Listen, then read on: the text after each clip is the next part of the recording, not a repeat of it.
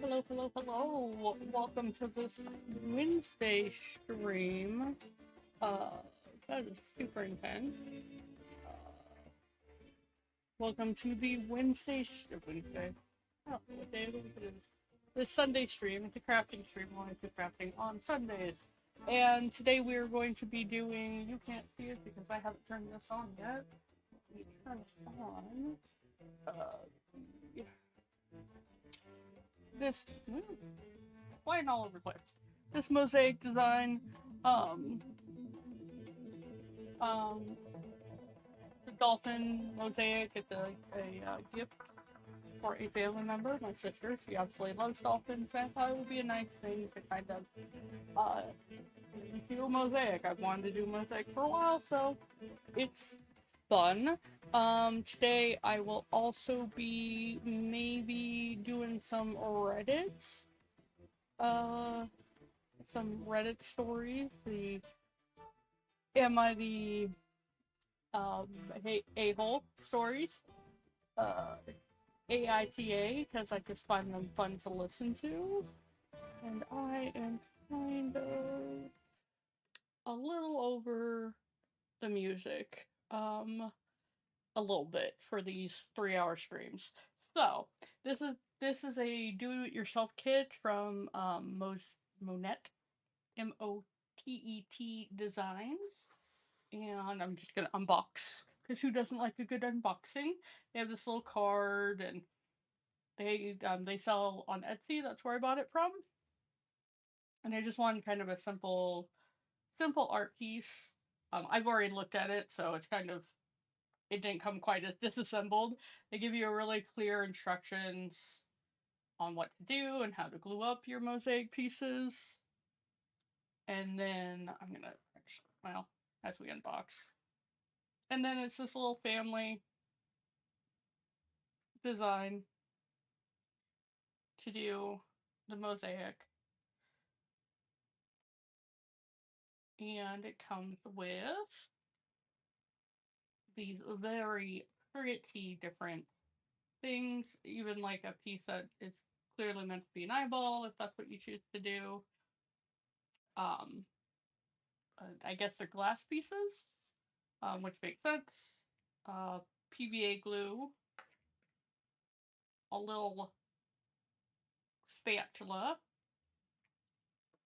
as well as, I believe this is the grout it comes with, which I will be doing off stream. Just because I don't have enough time. Well, it's because you have to let the glue set up over a certain period of time, because I did read the instructions. I'm actually happy to see this kit because it was originally going to be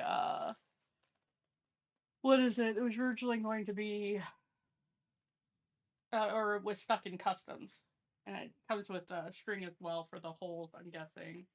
That makes sense. But it was stuck in customs for like a week, which because it's a UK brand, and because we're using glue, that's the only reason. I threw some parchment paper so that these pieces don't stick to the table.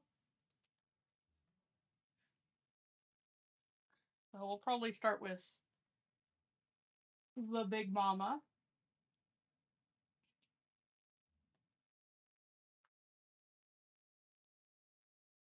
And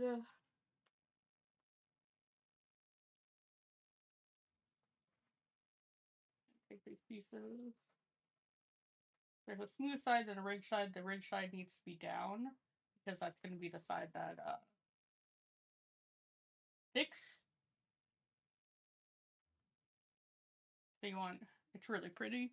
A lot of this, you can see like the shine on there.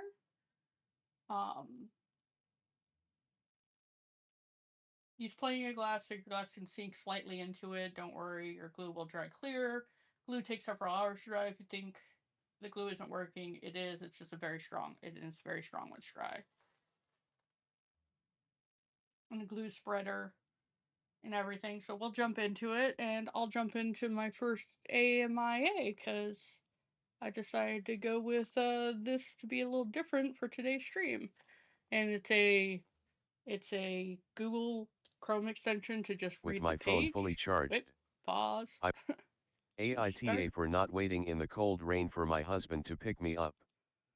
It's not the best voice. There are better voices out there, but this was the easiest one because it works straight out of the browser. So just bear with. AITA for not waiting in the cold rain for my husband to pick me up. I, 18F, went on a hike with my phone fully charged. I walked 2 miles to the hiking trail and my husband said he would pick me up so I wouldn't have to walk all the way back as well. My phone died before I got to the end of the trail to let him know I was there, but I had let him know at 10% that my phone's battery had been going down way faster than usual even without me turning my phone on. I know I need to replace the battery, so it would probably be dead before I got to the end, so to just come get me in 40 minutes. He texted me 45 minutes later and it didn't go through because my phone was dead, and he didn't come get me because I didn't respond.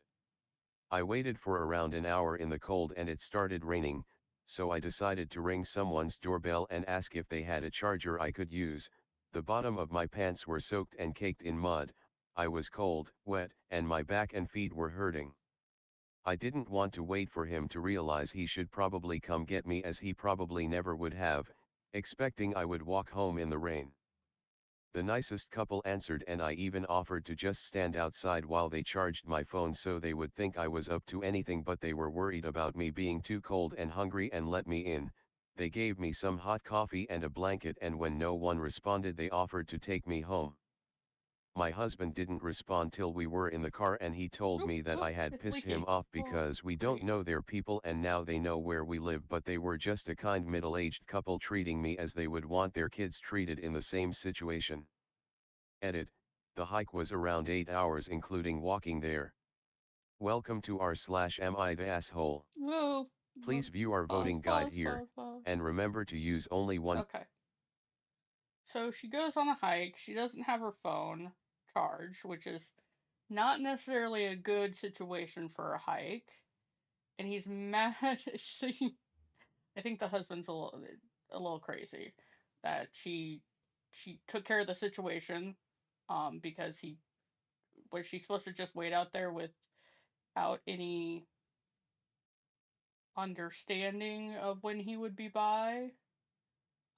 That seems a little crazy to me because it's raining outside. Uh, the fact that he didn't come and look for her after an hour is pretty awful too.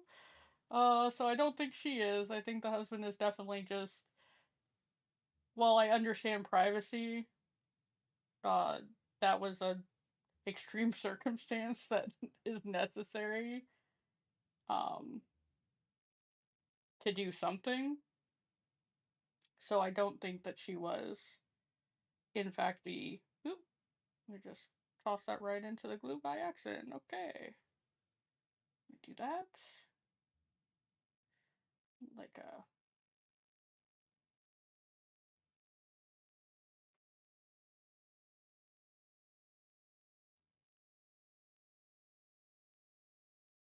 But I definitely don't think that she is the jerk in this situation.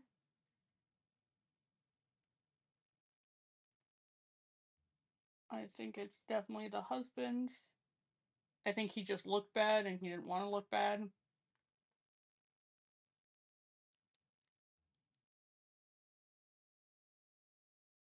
I like the eye placement. This piece might be too big for right there, though, so I might just lift it up.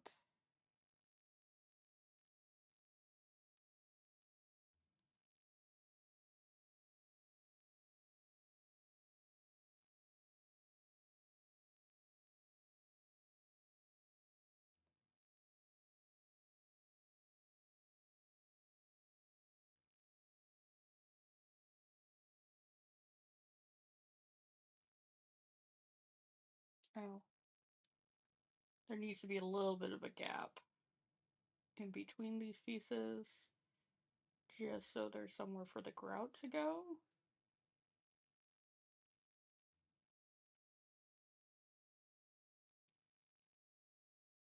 Mm.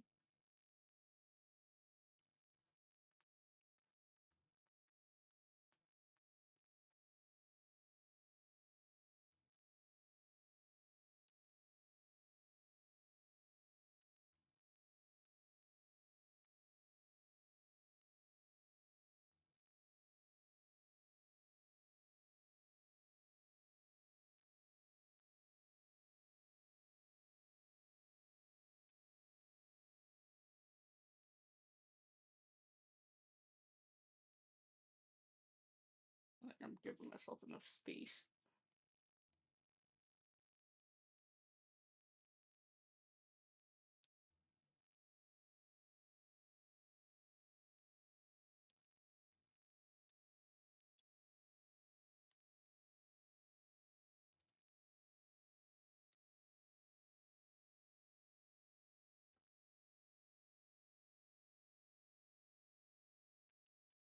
Want a different piece.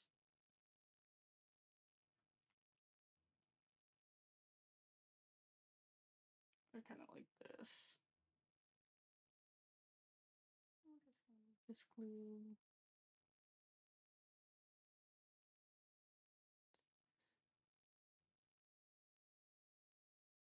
Needle.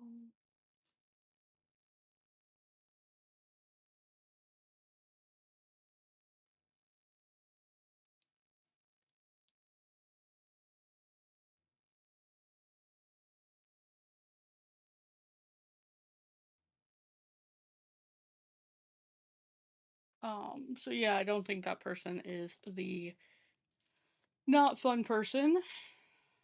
Um, this is Judgment in your comment. Edit. The hike was pause, around 8. stop. AITA for wearing a gold dress to a wedding? I will link the dress. I put gold in quotation markers because I think it's more bronze/orange, but maybe I'm splitting hairs and am taught.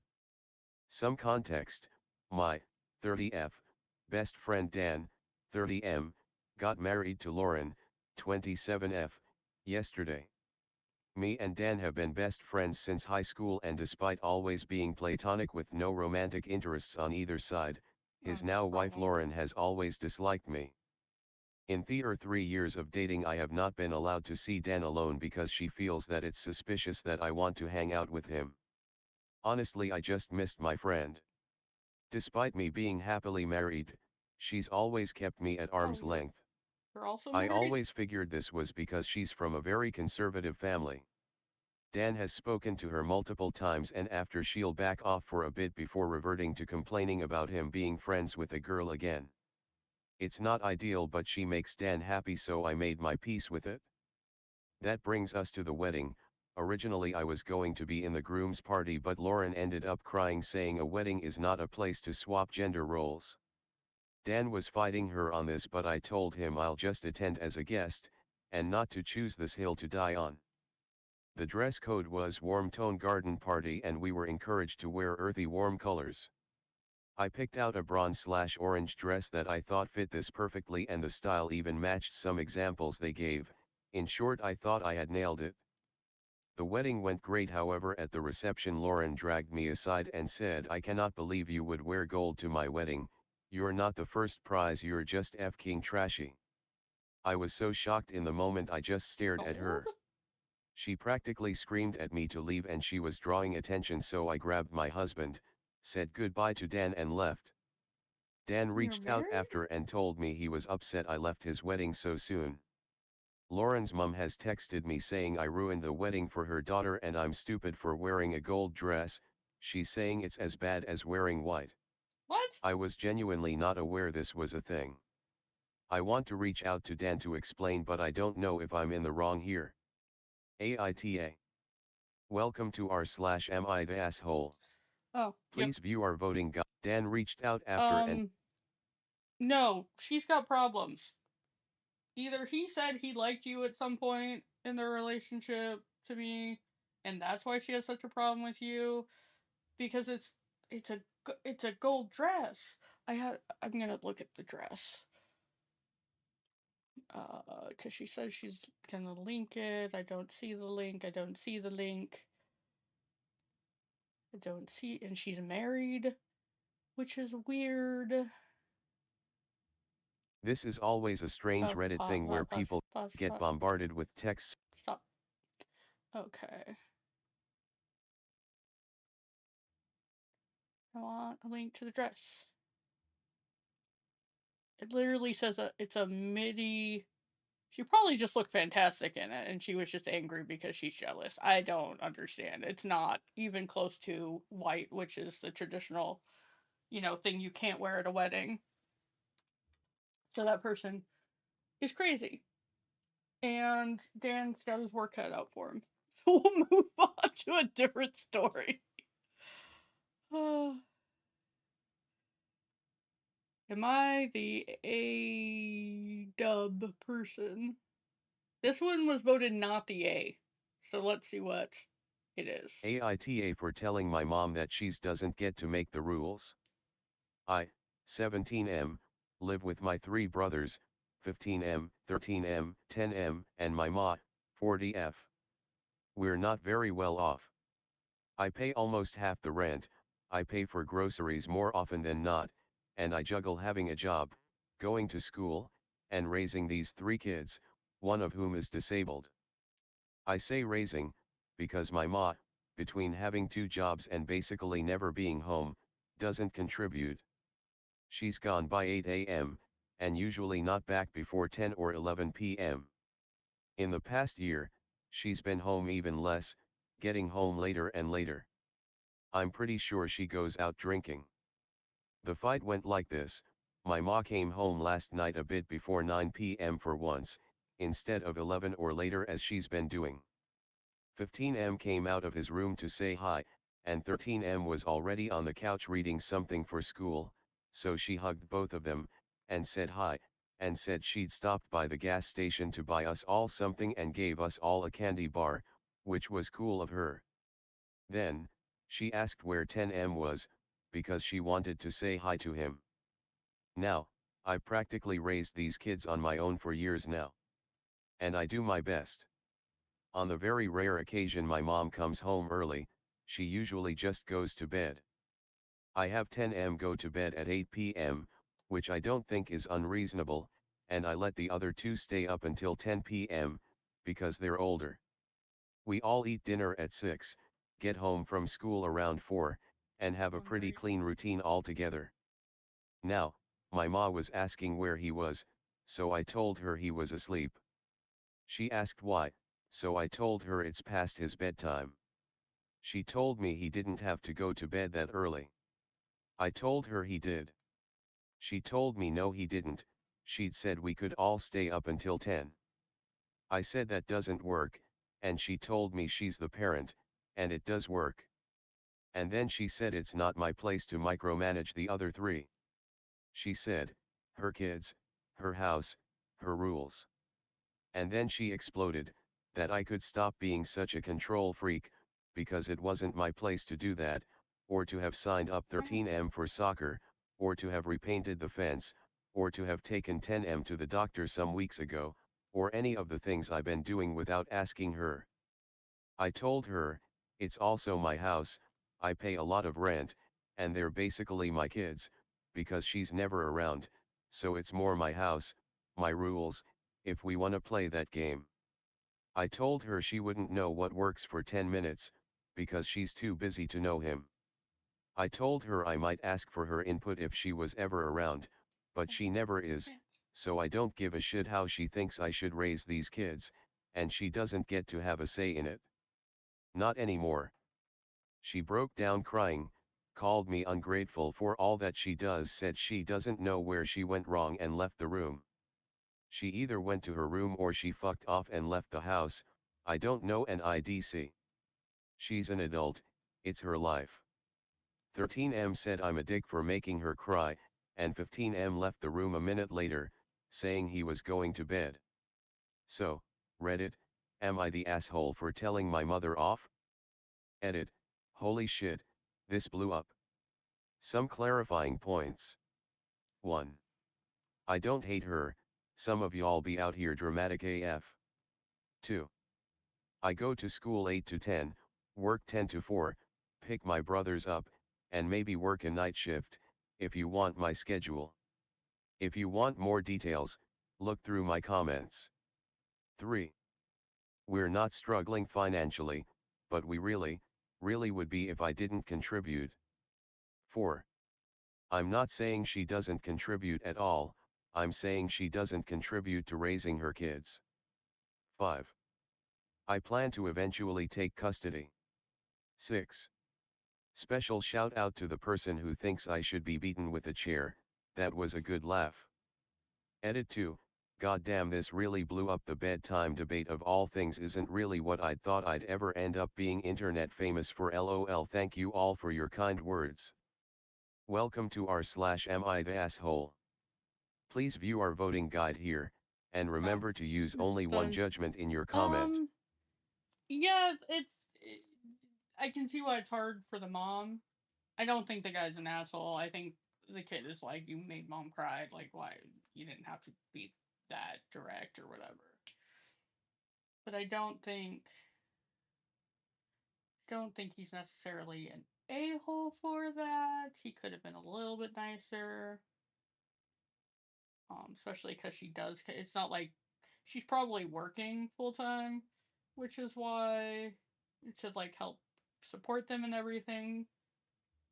And there is a mix there about what she has to do to, put food on the table and stuff. And you're obviously also doing that, which really sucks at your age.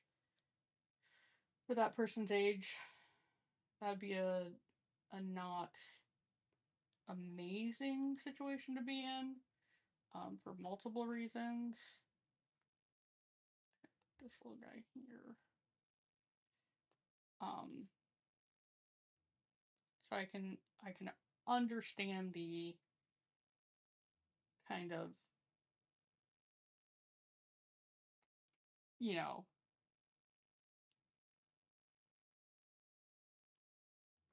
taking care of the family kind of routine thing, and having a lot more put on you as a kid than you probably should have, and that sucks. But it sounds like she's also kind of doing what she has to. I could be totally wrong. Maybe I misheard that. But it doesn't sound like she's out getting drunk and, doing untoward things. She's just working, and she does set the rules, but the fact that you're doing as much as you are, it's kind of a hard sell to you, and I understand that. Because generally that is the situation you would be in. Just do that.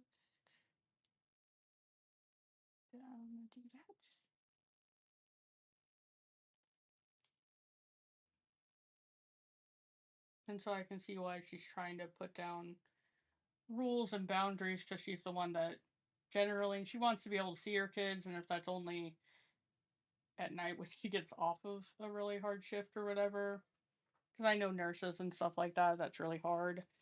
Um, but if if you have to do things that work for your family, you're just doing what you can. So I wouldn't say asshole.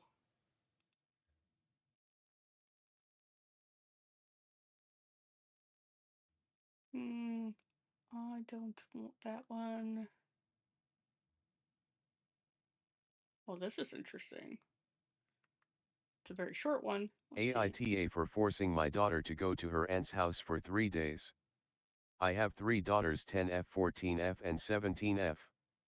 We go visit my husband's sister for 3 days. She lives in a remote rural area and has no Wi-Fi, so my younger kids don't want to go. My oldest is fine with going as my still has a daughter the same age and my daughter is good friends with her. We usually leave the younger two with my sister, who's the only one to have an extra bedroom.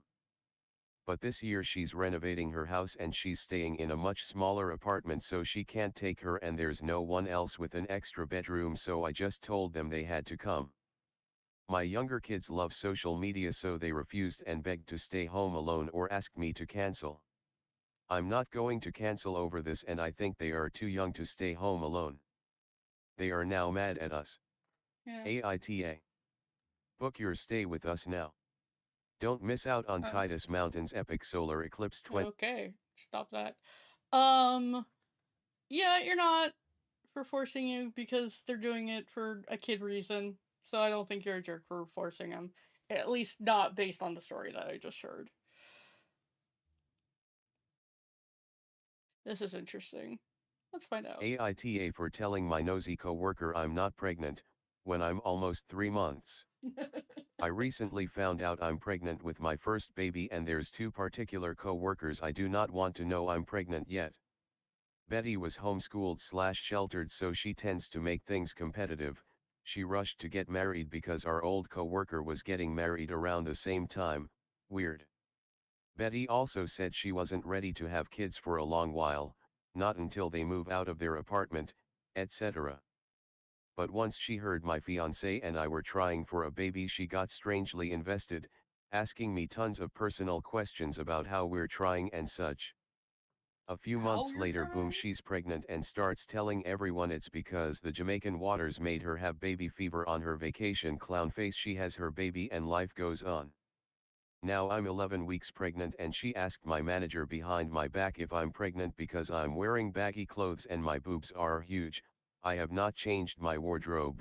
The next day she asks me if I'm pregnant because I have big boobs. Caught off guard and feeling invaded, I said no, and she shouldn't ask anybody that kind of question. Yep, I agree with can't you. tell if she's actually that weird or if someone slipped up and told her. AITA for saying no? Or am Yeah. I justified for protecting my privacy and waiting until I'm ready? Welcome to r/am I the asshole. 100% in my opinion. Everyone has different levels of privacy that they want to keep. Some people don't want to share every little detail of their private life. But if the person is very competitive and you know it'll become a competitive thing, well, you should do this, or and maybe you just don't like that person and they want to give you unwarranted advice about pregnancy and birth and this and that, and you're like, I didn't sign on for that. In that case, I would say, yeah, don't tell them. I think you're totally fine with not telling them. All right, here's another one. AITA. On a whim, my husband and I renewed our vows in Las Vegas elopement style. Divorcing sister is furious, says we're inconsiderate. I'll try to keep this short. Like my sister's marriage, see no evil monkey. Background: my sister, 39F, has been married 2 years and in the process of an international, contentious divorce. Oh, that sucks. Last week was my daughter's spring break and on a whim we decided to take a last-minute trip to Las Vegas. I, 42F, have been jokingly pushing a vow renewal on my husband, of 22 years, for a long time. We laugh about it and move on, usually. But right before we left, it popped in my mind that doing a vow renewal elopement style would be fun, in the spirit with the last-minute nature of our trip. I grabbed a white shirt, a light-up plastic ring, a janky bouquet of faux roses, and a dress-up tiara for our daughter, the flower girl.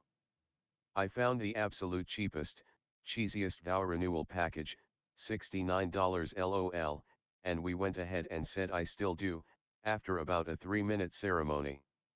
It was just something fun for us and we didn't tell anyone ahead of time or make an announcement of any kind afterward because it was just for fun.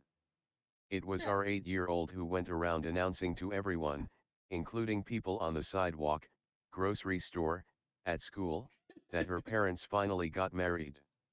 She doesn't really realize, or care about, the difference between a wedding and a vow renewal, so we got some side eye from people we know thinking we'd been lying all this time about being married.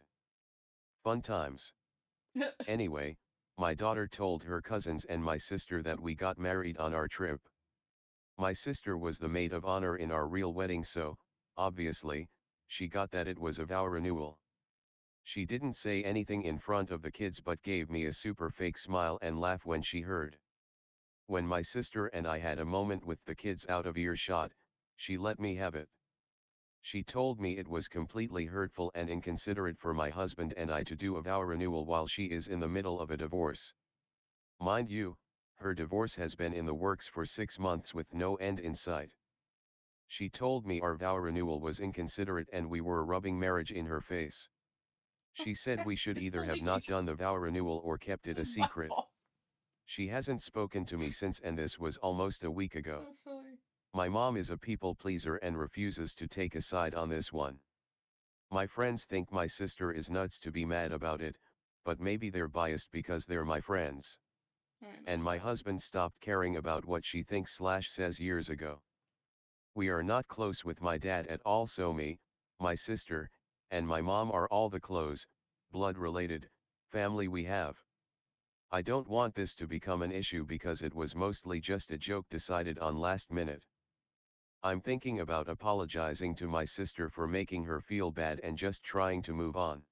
For what? But part of me is refusing because I think she's being ridiculous. So, kind friends, please tell me, AITA. TLDR, my sister says my top tier. Yeah, not the. I mean, you could maybe explain it to her. It was a last minute thing. So no. This one is a hole. So we'll see what the story is. AITA, I ate my girlfriend's ice cream that she left in the freezer. Me, 27M, and my GF, 21F, have been living together for a little over a year. We don't really have any issues besides this one.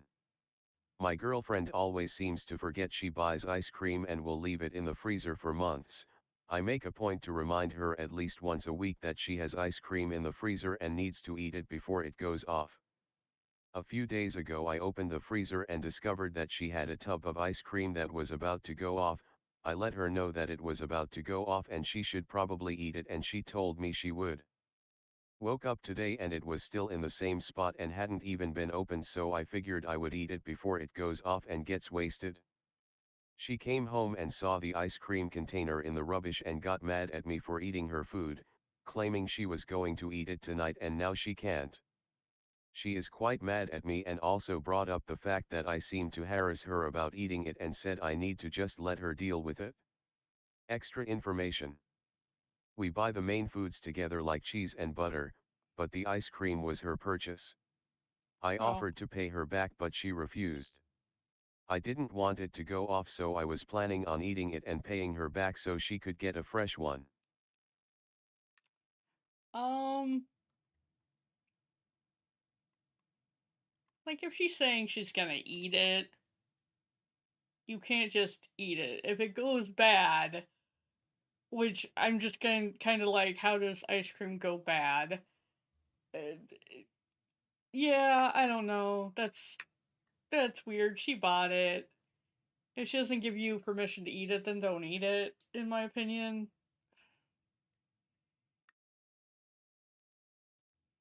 Well, this is interesting. I think if you are a woman, you've dealt with this before. AITA for refusing to wear an awful I think bridesmaid I'm dress done to with my this sister's one. wedding? My, Jane, And the babies. 25/F, sister Lisa, 27/F, is planning her wedding. She's detail-oriented, has a preference about everything, and wants it all to look perfect. Part of her plan is for all 6 of her bridesmaids to wear the same dress in the same color, and we knew that going in to shop with her at a boutique. It's not uncommon. Unfortunately, the other 5 are much smaller than I am, so picking out a dress that fit us all became an issue. We all tried on her favorite dress at the end, and it took me a long time to get it on. Outside I could hear her squealing with happiness as everyone else walked out of their rooms, and saying things like "this is the one," with her friends hyping it up. But not only is it a horrible pale color that makes me look sick, it's unflattering to the point where I have massive rolls in the back and look pregnant in the front, especially with shapewear, which just bulges everything out across my hips and pinches the fabric up the sides. I also can't move well in it, and can't raise my arms more than halfway. I It's tried just to the talk to Lisa wrong about finding a size. similar dress that could work better for my body type, but she and the other bridesmaids insisted that this was the perfect color and dress. Lisa was dead set on everyone matching exactly and seemed locked in on it, so we ended up, quietly, arguing in the store in front of our mom and the sales associate who came to check on us. They tried to calm things down by saying the dress looked fine and everyone matched nicely, but it was pretty clear they were just trying to keep the peace. When I asked the sales associate, "Does this dress looks fine on me?" her face turned red and she started talking about how it was important to honor Lisa's wishes on her special day, and at that point I hurried up to change and left.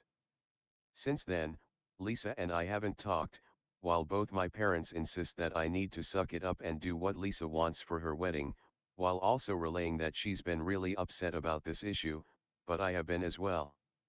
AITA. EDA, I was wearing the highest size available. The highest size available. Yeah, that's what sucks. I'm a I'm a big girl, and sometimes the stuff that is perfect. Uh, the highest size available. I wonder if there's a way to tailor it outside, like to find similar fabric that'll go, because like if you literally can't move in it, that's a problem in my eyes. Like if you can't even like walk around in it or whatever, it's gonna be a problem. Um, Sorry, I'm just moving these around and trying to figure out. Yeah, if it's the biggest size. I mean, I personally, I would probably suck it up. I don't think you ever. I don't think it's wrong to sit there and say, "Hey, this doesn't work for me." I happen to be a little bit on the bigger end of the spectrum. Um, but it doesn't work for me, blah blah blah. I don't think sharing your feelings, but I think if it technically fits, I think I personally would probably just wear it, and I know that's not, because it's someone's day, and if they think you look okay, and if you can move around and it's not suffocating you or something, and if there's a way to, I would probably go and try to see if you can get it tailored to fit a little bit better. Um, because sometimes you can. Because I mean, I don't know. Maybe it's just a me thing. I I've been in bridesmaids and weddings and things like that, and it can be very difficult for larger women, which sucks. It's also their wedding, and if it's like the dress that she wants for the aesthetic that she wants, and you kind of knew that going in, because that's the type of person your sister is. I don't know. Like, I think it's okay to also say, like, hey, I'm not comfortable in this dress. Maybe I don't need to be a bridesmaid, but I'll definitely be there on the day and support you in any way you need. And I think that's also okay. but I could be crazy. Weddings are weird. Family relationships get really complicated during weddings. Um, it becomes a whole thing. So that's definitely something to keep in mind. Um, but we'll go on to the next one. It says not the a-hole. Looking.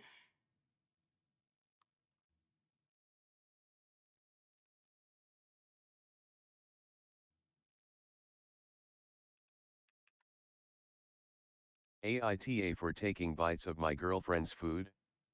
We eat out a lot, we can't cook, and my girlfriend does that thing that women do in movies a lot, where they take a bite off their boyfriend's plate.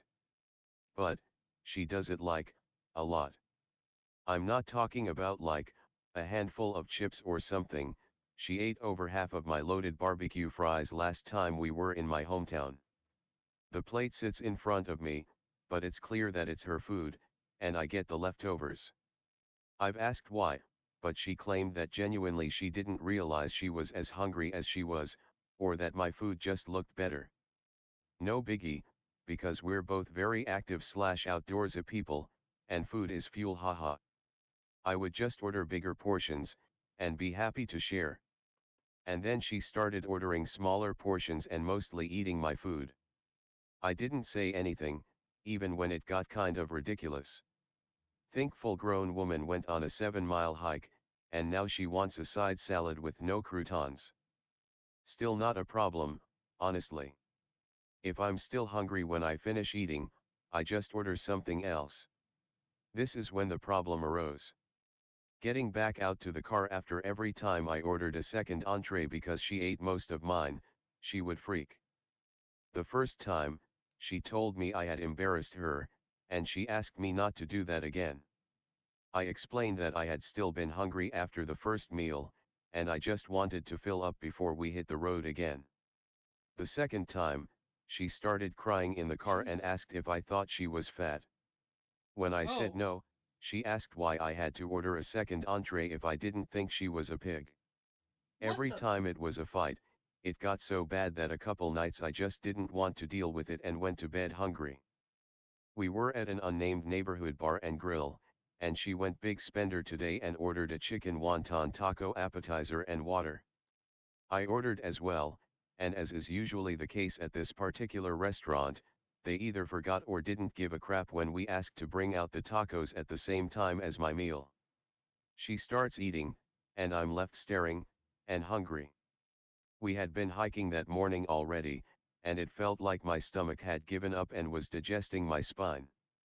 I quickly convinced myself that it wouldn't be a big deal to have one of the tacos because she eats my food without asking all the time, and that's what our relationship is. So I grabbed one and started eating. Insert incredibly loud incorrect buzzer. I knew it was a bad idea the minute I did it, but it was too late and I kept eating. She looked shocked for a moment but didn't say anything. Throughout the meal, I would try to engage her in conversation, but she wouldn't respond. When we finally got out to the car she asked if I thought she was fat again, and we had that argument, and eventually, it came around her saying that a man taking food off of a woman's plate for any reason is sending a message that she's fat. What? If I'm wrong I'll apologize, but I What? really don't see how that is the case. Welcome to r/am I the asshole. Oh, Please view pause. our voting guide No, here, that person and has remember. a unhealthy relationship with food. Absolutely unhealthy relationship with food. That's very weird that she thinks that that's what that symbolizes to me. Um, she may need some serious counseling about her own thoughts about food. Um,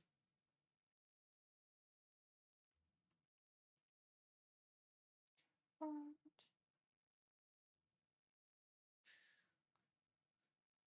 on, I need to send a text real quick.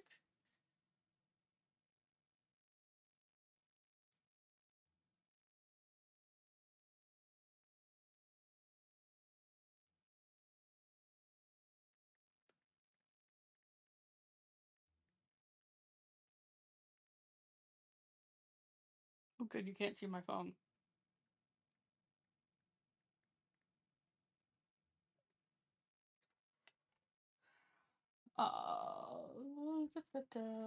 Some people forget that I stream, and that's okay.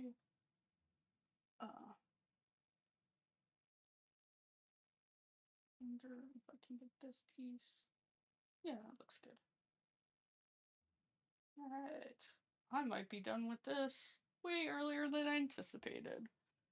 But that's okay. We'll I have a backup plan. It was my original backup plan when this was like super stuck in customs, and I was just like, oh no.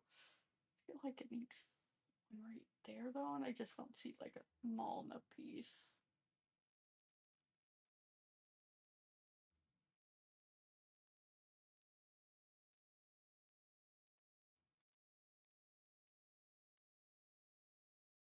That glue super messy. Really glad that I got parchment paper so it's not all over my thing. Uh,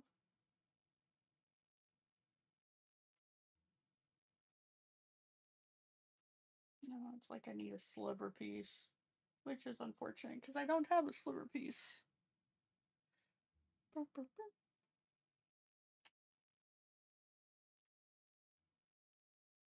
That's okay.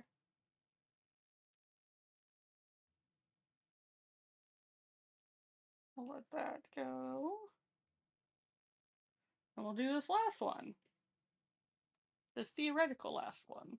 Well, I don't have any more of these, but I have other things to do. Start with the eyeball. It was way quicker than I thought. It's like maybe an hour. And again, this just has to dry and then we can grout it.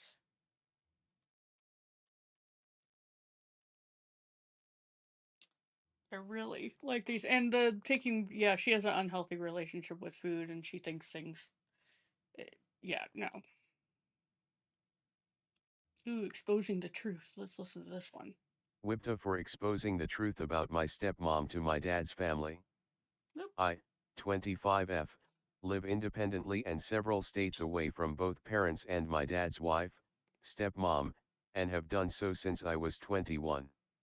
2 Thanksgivings ago, I went to visit my dad, stepmom, and sisters for the holiday, and my golden child cousin, whom my stepmom thinks 110% hung the moon, was invited by them to stay with us. She attends nursing school 40 minutes away. The whole time I was there, Dad was at work and stepmom kept kissing my cousin's ass about how she's going to make so much money once she finishes school. She then turns to me and says, "Too bad you will never amount to what she makes," to which I Oh. responded, "Once I finish my PhD in math, I can easily make 6 figures, as do most faculty in my department." She began to contradict me a bunch, and nobody bothered to stick up for me. That hurt like hell. The rest of my visit I had to isolate myself BC of feeling like such an island. Dad and stepmom came 2 years later to watch me walk for my masters. The night before, stepmom and I got into a heated discussion over text. What happened? She suggested my mom and dad won't get along. I told her they would and that all I ask is that she maintain civility. Then I broke it to her that during our last Thanksgiving together she and everyone hurt me badly by their treatment, and that I am still very upset. She told me to get over it and that I was gaslighting her, then begged me Oh, to okay. call her and work it out. BC my dad was now upset and crying in the bedroom. I told her no, good night, I'm going to bed, and ended it. She then went on about how me telling her how she and everyone made me feel upset her, but I did not answer. The next day, we met for drinks and she apologized but suggested that I next time be more communicative, to which I responded that communication is not the issue, but rather the lack of respect she has for me. I told her I could not accept her apology because it was 2 years too late and did not involve full accountability from her. Now, I'm not sure if I will be the here, but I am going to visit my dad's sister next week and am thinking about showing her and my uncle the texts between us, especially the part where she told me to get over it when I was honest with her about hurting my feelings. They think she is so wonderful, but I now think it's time they know the truth. Wipta for sharing these texts as proof that stepmom is not the sweet little angel everyone thinks she is. Welcome to r/am I the asshole. I don't know if that's Please view our voting necessary. guide here, I mean, and you can remember. choose to be. I mean, you can choose to do that. I think you're a bit of an asshole, but here we go. Next one. AITA for not making an exception for my stepmom to visit me after the birth of my baby. I, 28F, gave birth to my second child almost a week ago. I decided not to have anyone visit while recovering in the hospital this time while I did with my first. My reason for making this decision was how bad I feel after giving birth. The Yeah. first time I didn't expect to struggle so much, and it was very uncomfortable having more people around me who wanted to ask questions/talk and be in my space while I was feeling like death warmed over. My husband had to ask his parents and my dad and stepmom to leave after our first because he could see I was not doing well at all.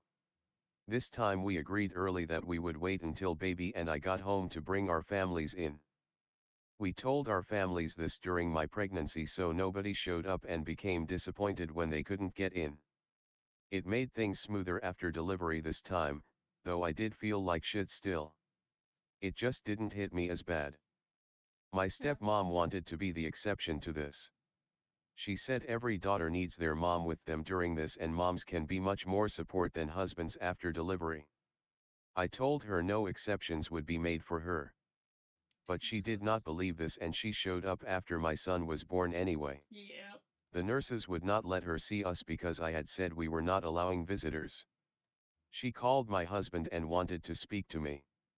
He told her I was recovering and did not want to see anyone. This led to her crying to my husband that she wanted to see us and it wasn't fair because most new moms want to see their own mom.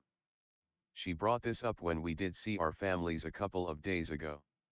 She told me it was a major hurt for her and made her question our relationship, and that she realized I would never accept her as my mom and I would never love her that much, and she said it hurt her so much because she has been my mom for 21 years now.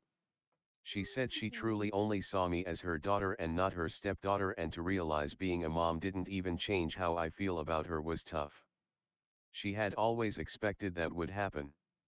She told me she felt I was unfair. That she was always happy to be my other or second mom, but to not count as a mom at all and to not be who I wanted around for comfort was shitty for her.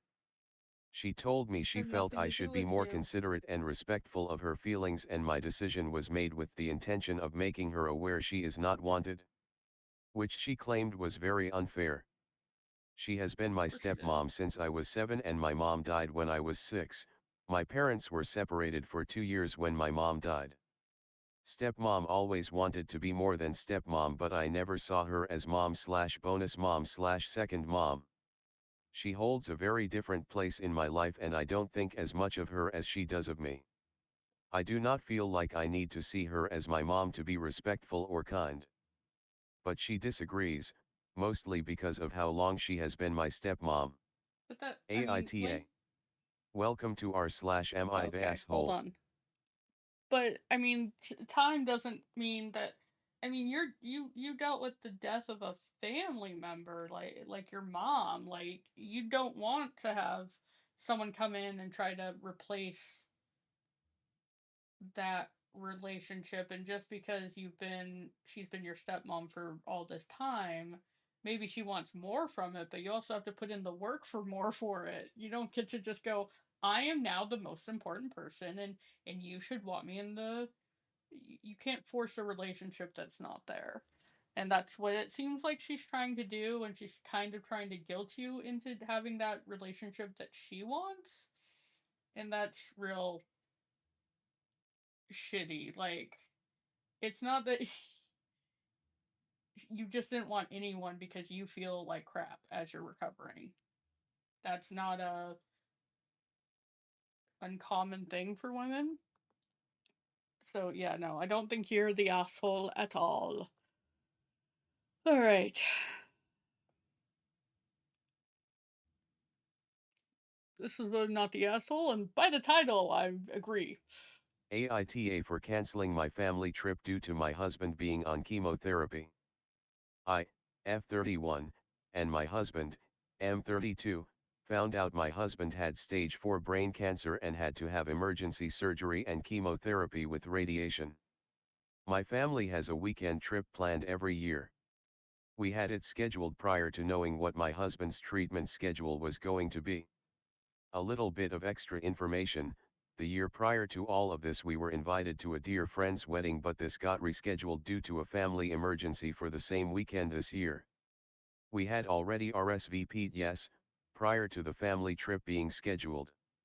We didn't receive a new save the date for the same wedding until after we had picked a weekend for my family's trip. I called my parents and explained that based on what my husband's oncologist said, we would either be going to the wedding, because we originally planned to go, or not going to anything and staying home due to my husband's low white blood cells during therapy. My mom flipped out. She hung up and continued to give us the silent treatment. My brother and his family were traveling, but he called a couple days later saying she spoke with them and she is purposely ignoring my calls and texts and they will continue with the vacation without us. And she AITA backing knows? out. And Post she. edit. First off, wow. I am not a regular Reddit user and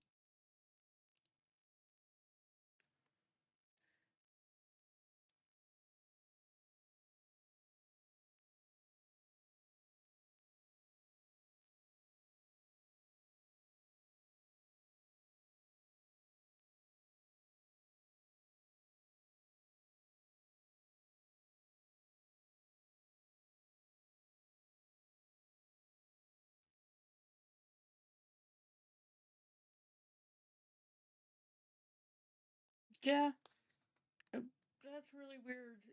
It's like, hey, maybe he'll fill up to it with chemotherapy, but yeah, no. Family's a jerk. It's a locked post and removed. Okay, never mind. Don't know how.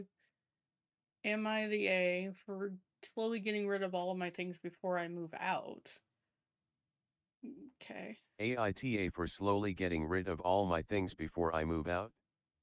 For context, around a year ago I had posted about my experience with my mother and her fiancé. They got married and we moved to a 3-bedroom apartment. I rent a room for $1,000 cause originally they. Okay, so we're gonna pause this for just a second. Okay. This barely fits in there, but we're going to switch gears. I'm gonna jump into quilling. Um, because I already kind of did the Mosaic Dolphin Art, and I actually have extra pieces. Maybe I should put more in, but none of them fit, and this is more than enough to like actually do another piece. Probably.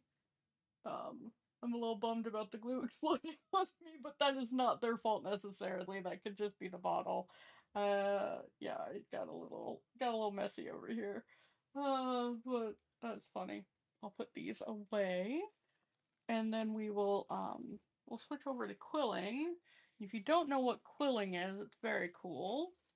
Um, it is something that I just picked up, and I really enjoy the little bit that I've done so far. I didn't think that mosaic would take quite that little of time, so, but that's okay. Maybe I'll figure out a piece to go with it.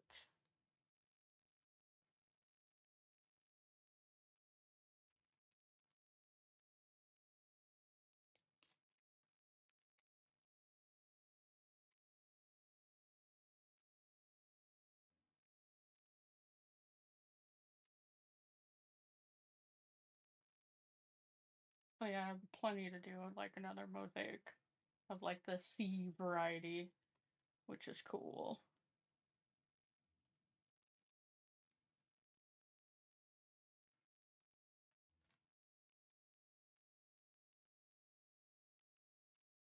And I hope I did thick enough.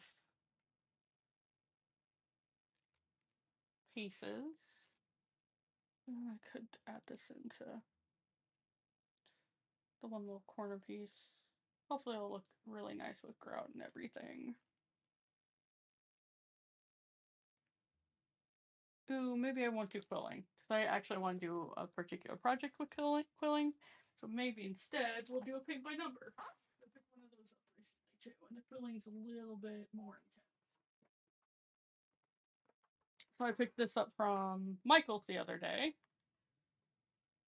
So I think this is what we'll do. We'll do this paint by numbers little motif. So that's for this thing. I'm just gonna. Oh, I have an extra piece. I've got glue everywhere.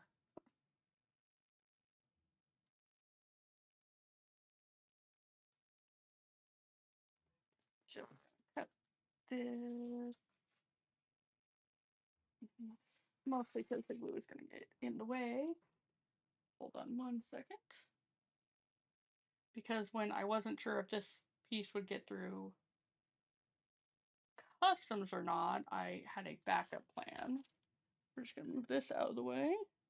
I had to go to Michael's. I'm like, oh, I need a backup plan just in case. So I got some quilling supplies, and then I got this. And next time I think we'll do quilling, just because it'll take a little bit longer, and there's some setup I want to do beforehand. But that is okay. I'm just gonna kind of move this, and I'll be grouting those off the side and letting them dry.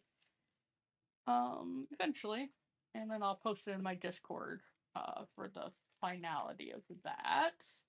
We'll stick this over with that. Although this glue isn't like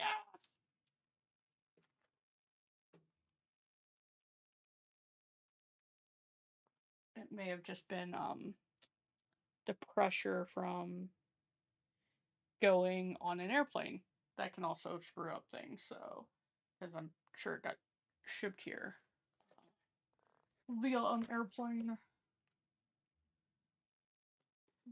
Don't do this at home. I'm gonna. There's my crafting cam.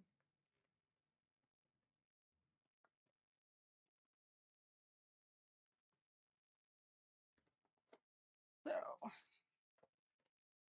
for like, this is a $5 kit from Michaels, so maybe $6. Not too shabby as far as costs go.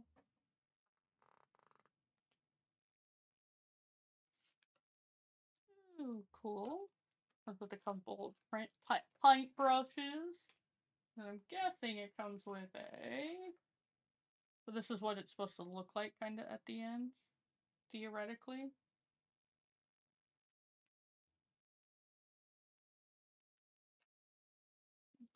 Thing else.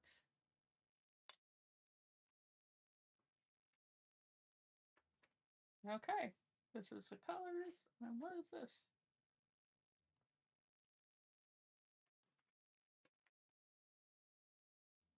Okay.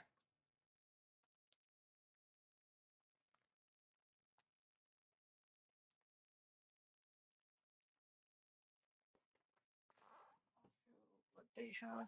So they want to actually leave some of the areas still the color of the wood, which is neat.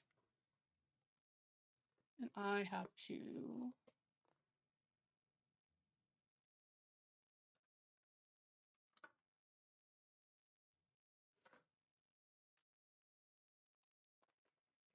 I got extra of 7. I have a bunch of colors. You've seen my green colors. I'm not gonna change it from this. I want to see how this works out. But I do need to take a quick break to go grab some water. Or just hold on, bear with me one moment. And I'll be right back.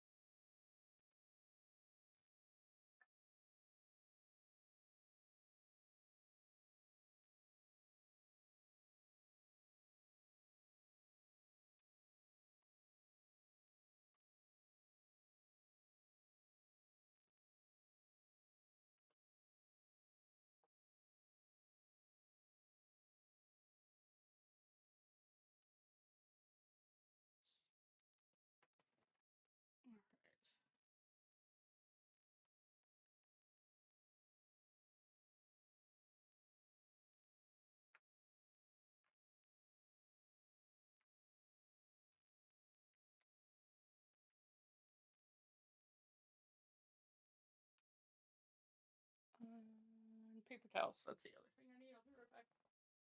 I know it says on the screen, but I'm saying it anyhow.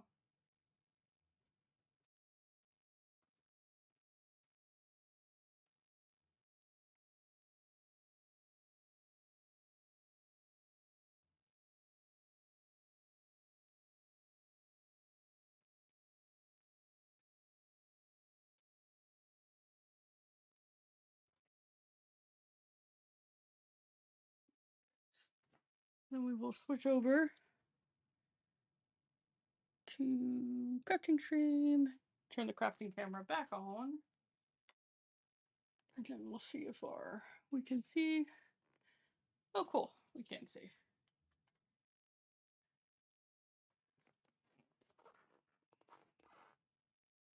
So I think I'll start with one, which is this blue color. It's only in 2 sections, so it's only right here and up here.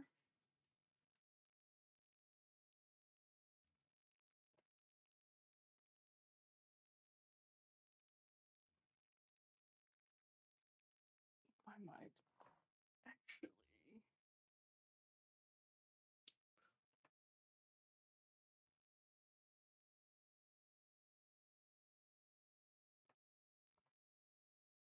just get a movement.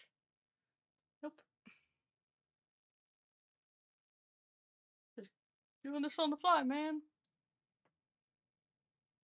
Okay.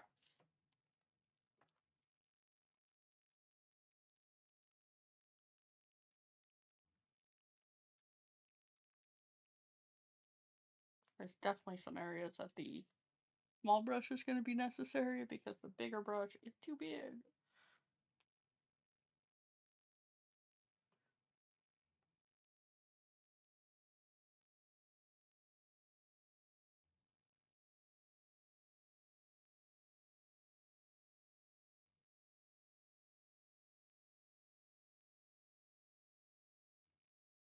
I figured this artwork will go really nicely behind me with the little St. Patty's Day dream catcher I did.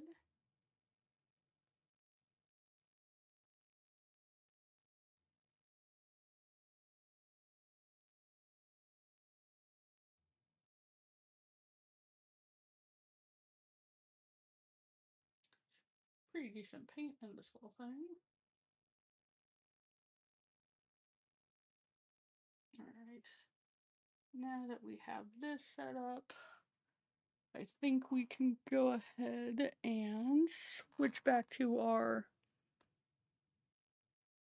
For context, around a year ago I had posted about my experience with my mother and her fiancé. They got married and we moved to a 3-bedroom apartment.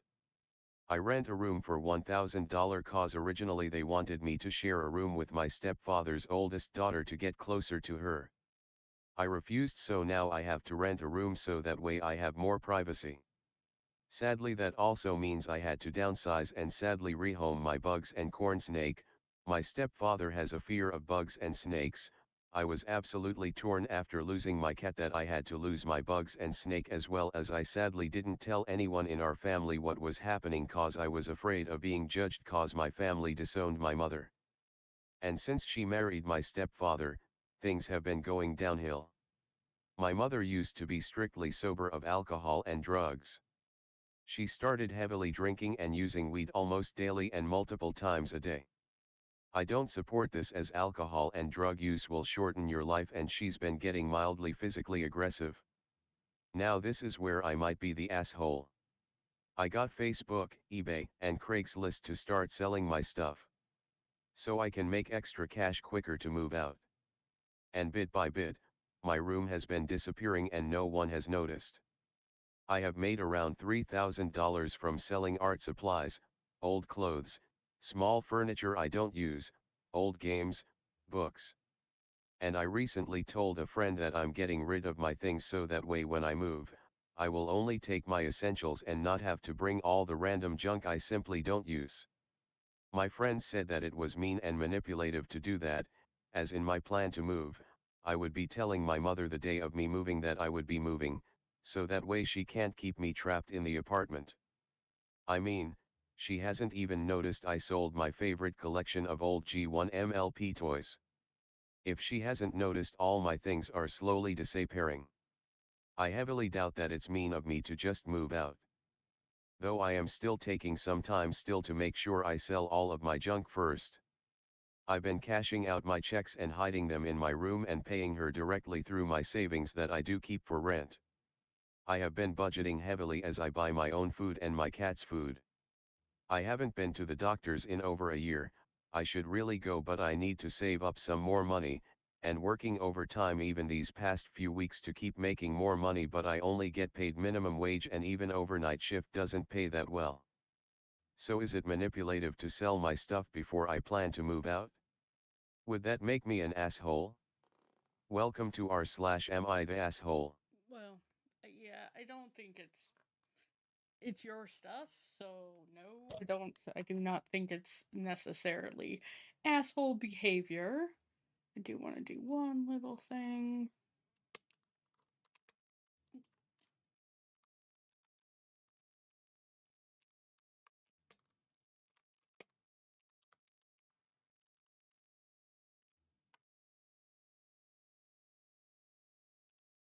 Just updating the stream information. But no, I don't think it's an asshole move to want to do that. To sell your stuff. It's your stuff. The fact that they haven't seen it is kind of weird. The fact that they make you rent is kind of weird. So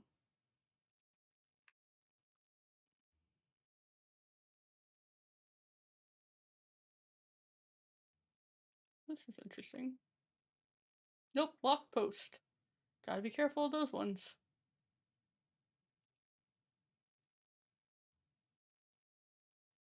AITA for offering to wrap up leftover steak that my wife's boss's wife couldn't finish. My wife invited her boss and his wife over for dinner. She's a lawyer and works at a law firm.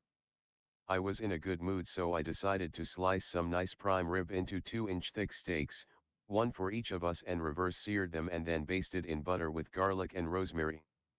They came over and we all had a good time, but my wife and her boss's wife could only really finish half of their steaks since they were the cibois.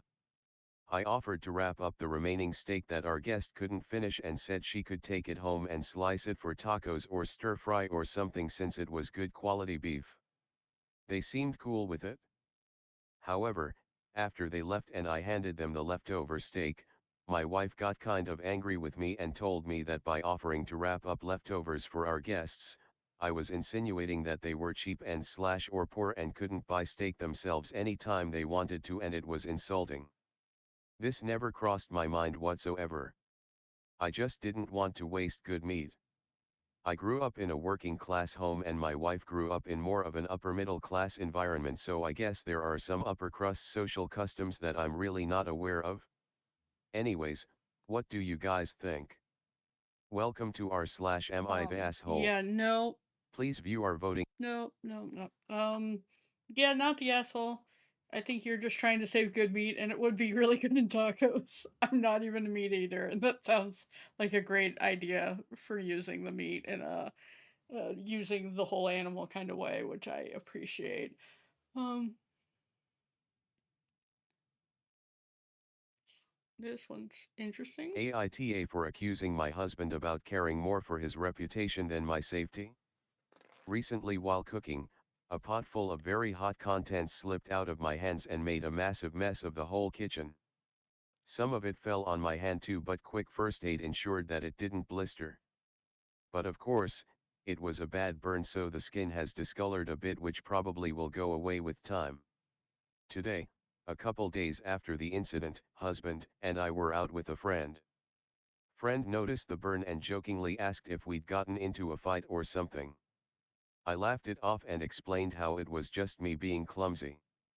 Once we were back home, my husband proceeded to say that I should be more careful about how I injure myself so that people don't feel that he's some kind of abuser. This comment pissed me off because hello, I'm the one with the burnt hand. I don't know how your reputation is more important than an accidental injury. Further background, he has made such comments in the past also when I've wanted to stay out late with friends, citing the reason as if something happens to you, Your family will blame me. It has always pissed me off and I couldn't shut up today. While I understand his concern for his reputation, I cannot understand how that can be his primary concern over my safety. So AITA for getting into a bad fight with him over this? Edit. Oh no, there's an edit. I think I need to set a bit of cultural context here. I come from a culture where there's a very strong emphasis on husband being the protector. Ironically, in my society, these protectors are also the abusers more often than not, to the point where almost every woman I know has suffered some kind of physical or emotional abuse. Uh, and her husband's never been abusive. He has his own issues, who doesn't, but abuse is not on the list for sure. Um, That that's so culturally driven that I don't know the right answer because I'm not from that country. Um, because maybe if making those kind of jokes are kind of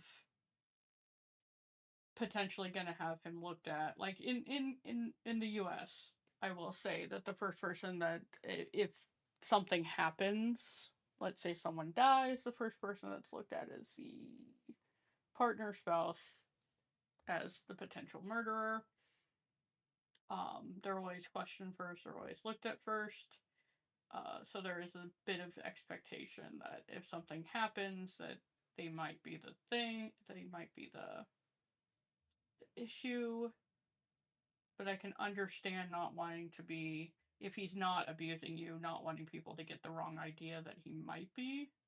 And it's a stupid comment he made about like injure yourself in a better way. That's a stupid comment. The correct comment is, hey, you really need to be more careful so you stop injuring yourself. Um uh, yeah, that's what I'll say on that. It's just it's a dumb comment that he made about injuring yourself in a better manner. Like that, what are you talking about? Um so here is the next one. AITA for sleeping in on my GF's birthday? I am 25, have been dating my GF, F22, for about 2 months and she got extremely upset with me after sleeping in on her birthday. We agreed to have her birthday at my house, inviting all her young college friends I don't really trust yet and even having her DJ friend come, despite noise concerns. I agreed to it because I wanted her party to be special and she had no other option. I spent 9 hours straight cleaning my house top to bottom in preparation and even made edibles for the party. Last week I had to fly out for 5 days on a business trip. They ended up scheduling it on top of her birthday after I agreed to host it. I fought to rework the entire project schedule and got multiple other people to change plans just so I could be back in time for the day of her birthday and then the party the next day. This trip turned out to be one of the most mentally taxing projects of my career. Both flights in and out were red eyes and the work required me to do everything late at night, as late as 6 a.m. on a few nights.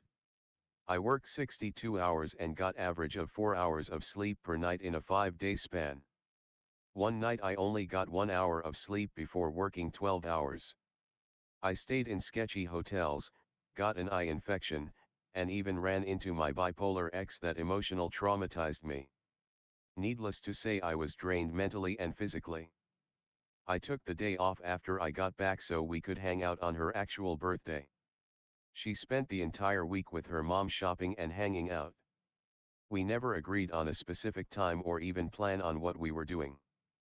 I woke up early to a work call to fix one last thing from the project, said good morning to my GF and we talked about getting coffee at some point.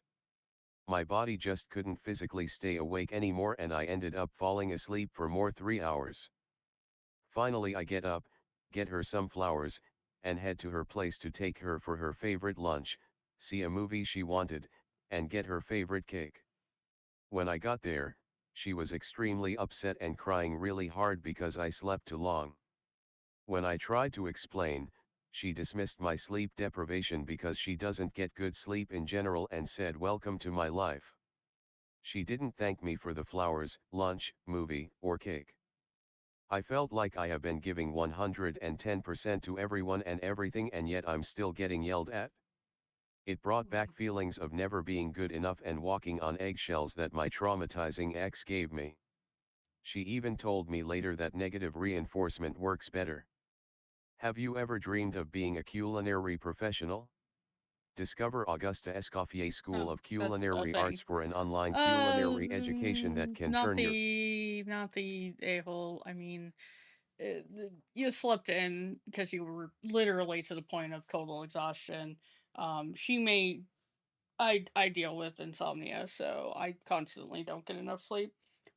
But I wouldn't put that on anyone else. Like, her not getting enough sleep is not the same as you not getting enough sleep. It's people deal with different things differently. And so like when you're constantly around it and you're constantly not getting sleep, you actually deal with it better because you're used to it. It's your norm. That doesn't seem to be your norm. So I wouldn't say being I wouldn't call you an asshole for sleeping in. You got up, you did flowers, you did everything else. Not that they're actually asking me, they're asking Reddit. I'm not Reddit, but you get the point. kitchen into a cooking wonderland. Oh, oh, oh, pause. From gourmet dishes. Stop. New one. This one was voted the asshole, so let's see what they say. AITA for not helping to defend my group project partner against our professor who wants to fail her for not contributing. I, 20M, am in a computer science course for college on operating systems. I was assigned this random group project partner, 20F, and we were working on a project for most of the semester. We had decided to organize the project in a way that she would do core parts and I would do plug-in modules that depend on her core. However, since she did her parts in a convoluted way, it was hard for me to understand it, and when I couldn't get it to work she had to do them as well. We got into an argument and she claimed it wasn't convoluted. I then paid a tutor who advised me and said he could help but that the project would be easier to do in Rust compared to C++. She agreed to redo the project in Rust if I converted everything we had so far myself, and she'd help out with the last part. We got permission from the prof to do it in Rust instead. The tutor then helped me convert her code to Rust, and which counted as my part. However, when it finally came to doing the last part, she said she had no time to work with me on it as she didn't know Rust well enough and had some ballet competition the weekend of the deadline. She offered to finish it in the C++ version, but I told her it is okay. I then got it done with the help of the tutor and submitted the project. Since the Rust code was all written by me in the statement of contribution, I had to state that I did all the code and she contributed to the design process and report. However, the prof took that as her not contributing, as only the code is actually graded, and decided to give her a 0 on the project, which would lead to her failing the class as it is 70% of the grade. She now wants me to come talk to the professor with her and is upset at me for refusing. Yeah. The way I see it, it is not really my problem and I don't want to face any trouble, and she did already tell the prof that she had done the older C++ code we didn't submit. Nope, AITA here? yep. She's pretty upset at me and seems to blame me when it is the prof's decision. Nope, nope. Because the prof will not believe without you uh coming up behind, and you guys were partners, and the only reason that the project changed and she wasn't the one doing it was because of you not liking her coding. Which, yeah, nope. Nope, nope. Agree with the asshole Real decision. peonies, sunflowers, Ah, orchids, and more that will last. stop. Okay. I the a-hole for sneaking up on my boyfriend. AITA for sneaking up on my boyfriend. I, 19F, live with Rick, 21M. We're dating for a while now and just recently moved in together. Rick has only one functioning eye since he's been a teen, and he's very sensitive about his blind spot. He gets Yep. startled easily if being approached from there. His family was very abusive towards him, and when he developed the health issue, it became worse to the point he had to move out. So yeah, Rick is very easy to startle in this regard. The conflict: we have a very small kitchen that could barely fit us two. Rick was doing something in the kitchen while I had to open the fridge. The fridge is on his blind side though. I opened the fridge, took my snack out, and at that moment he turned his head slightly and saw me standing nearby. He almost jumped up and started screaming something like, "What the fuck, you almost gave me a heart attack, did you need to scare me or something?" It's something he always does when he gets scared, so I wasn't really upset with him. He was terrified and I tried to comfort him. It worked, but he said I shouldn't have sneaked up on him. I apologized, but I explained that I didn't want to sneak. Normally I approach him from the other side, but this time I didn't know that I'll get too close. I wasn't close, more like within an arm reach though. Now I feel like the asshole for startling him. Welcome to r/am I the asshole. Um, Please view our voting guide here, and remember. I don't think you're an asshole. I think it was unintentional and you apologized because he got startled. But he also might need to go to some therapy. Um, because he's going to be living with that fear and that craziness all the time, and he should probably handle that. So because let's say down the road you guys have kids. Kids walk where they want, do what they want, and he needs to be able to handle that and not freak out. It's good that you can teach your kids, but at a certain point when they're too young, you can't go on daddy's left side or whatnot. So, and maybe you're not planning on having kids, but still things can happen, and it's better for him to be able to handle it and like take a deep breath and move away. AITA for not driving my wife around. I've been driving 24 years and she's been driving 16, so we've got plenty of experience driving. Until last year when I became management, I used to drive for a living, delivering cars all around the country for the car dealership I work for, averaging around 1,000 miles a week. In Ugh. all my years of driving I've never had a penalty point and never had a crash that was my fault. None of this matters when my wife is in the passenger seat. She is constantly pointing things out and jumping around and accuses me all the time of not looking where I am going, and then at the end of the journey acts like some sort of superhero and says things like, "You'd have crashed then if it wasn't for me." I could live with this when I wasn't driving her around so much, maybe once a week, but her timing chain snapped on her car a couple of months ago, and after rebuilding her engine 2 days later her brake master cylinder has now gone, so I've been driving around again and it's been unbearable, which came to a head yesterday when I lost it with her when she scared the life out of me. I was driving down a 30 miles per hour street, there was a bus quite a way in front of me that had just indicated and stopped, with a big queue of people waiting to get on, so I knew it wouldn't be moving off before I got to it. As I approached it there was a car coming the other way, so I gradually slowed down from 27 miles per hour to 10 miles per hour.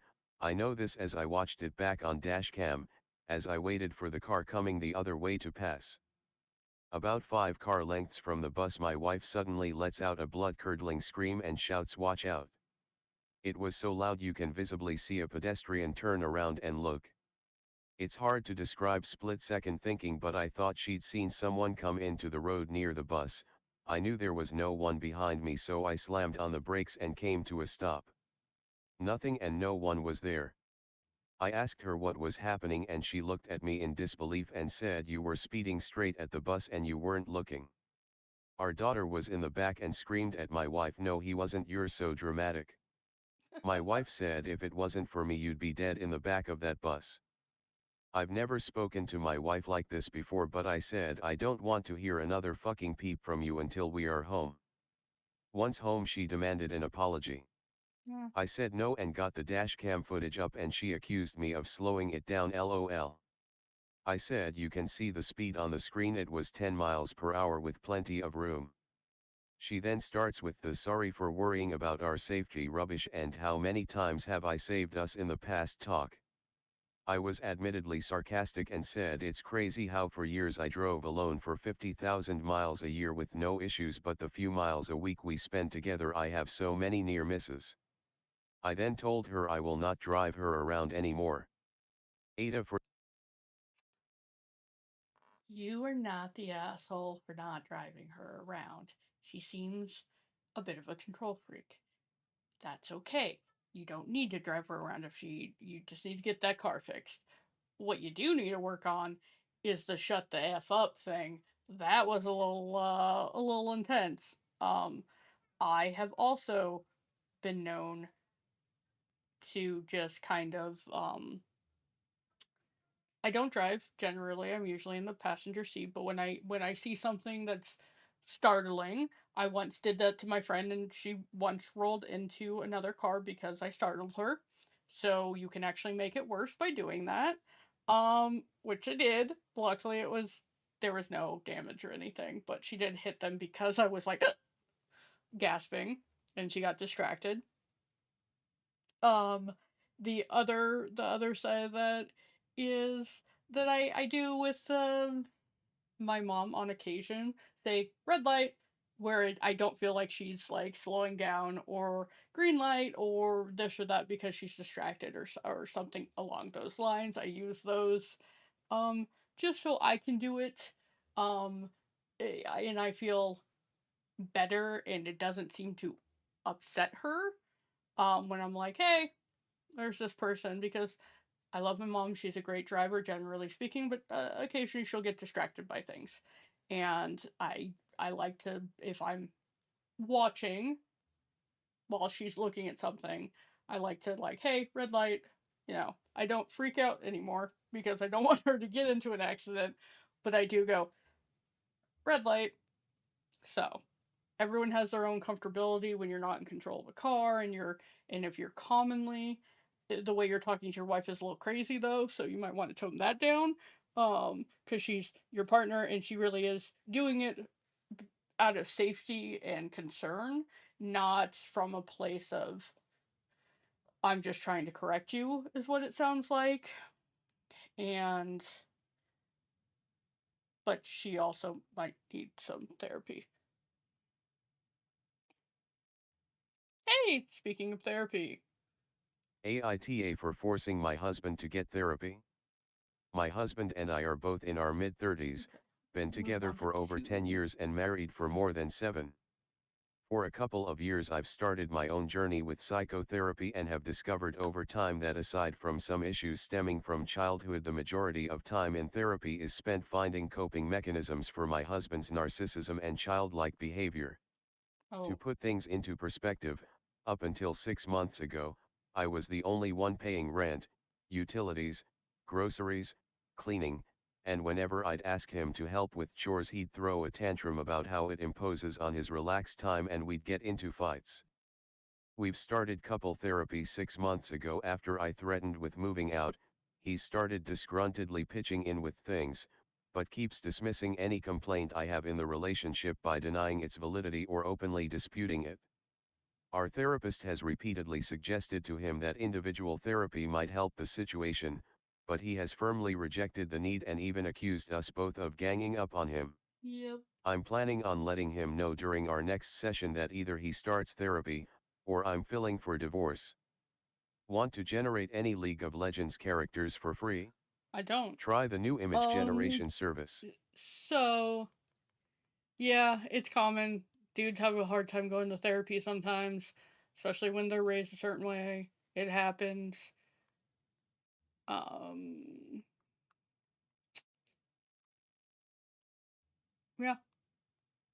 So you might have to put your foot down if you think it's necessary.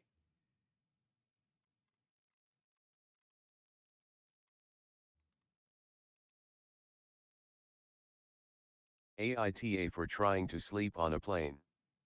I was on a flight today and started having a migraine. I put down my tray table and rested my head on it.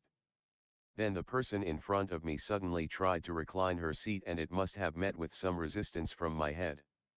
I don't know if it fully reclined or not, but a few minutes later she slammed it back and this time it hit my head, not hard enough to hurt, but hard enough to startle me out of my sleep.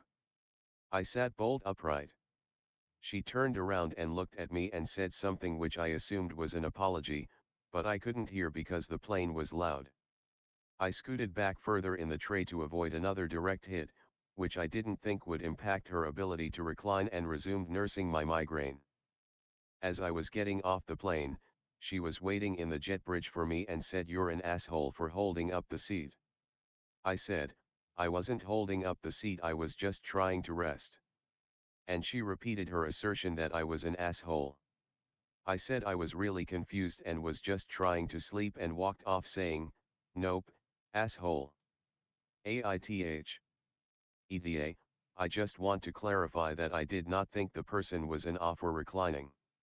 I know the seats recline and never fault someone in front of me for doing so, even though I rarely do. I wasn't even mad about getting bopped on the head. Also, at no point did I actively push back on her, I just fell asleep is all. I scooted back as soon as I was awake enough to realize what she was trying to do. As far as I could tell, she was able to fully recline for the remainder of the flight. Welcome to r/am I the asshole. Please view our voting guide here, Yep. and remember to use Not the asshole. It's just common kind of etiquette. Most commercial flights you can actually recline in, even though it says you can. You can't. It's a bunch of hooey. Um. So I am not. Uh, I am not a fan of the reclining in seats. All right, another one. AITA for rejecting the worst name ever for our offspring. So, my husband, 38M, and I, 36F, are expecting our first child, a bouncing baby girl due in a few months.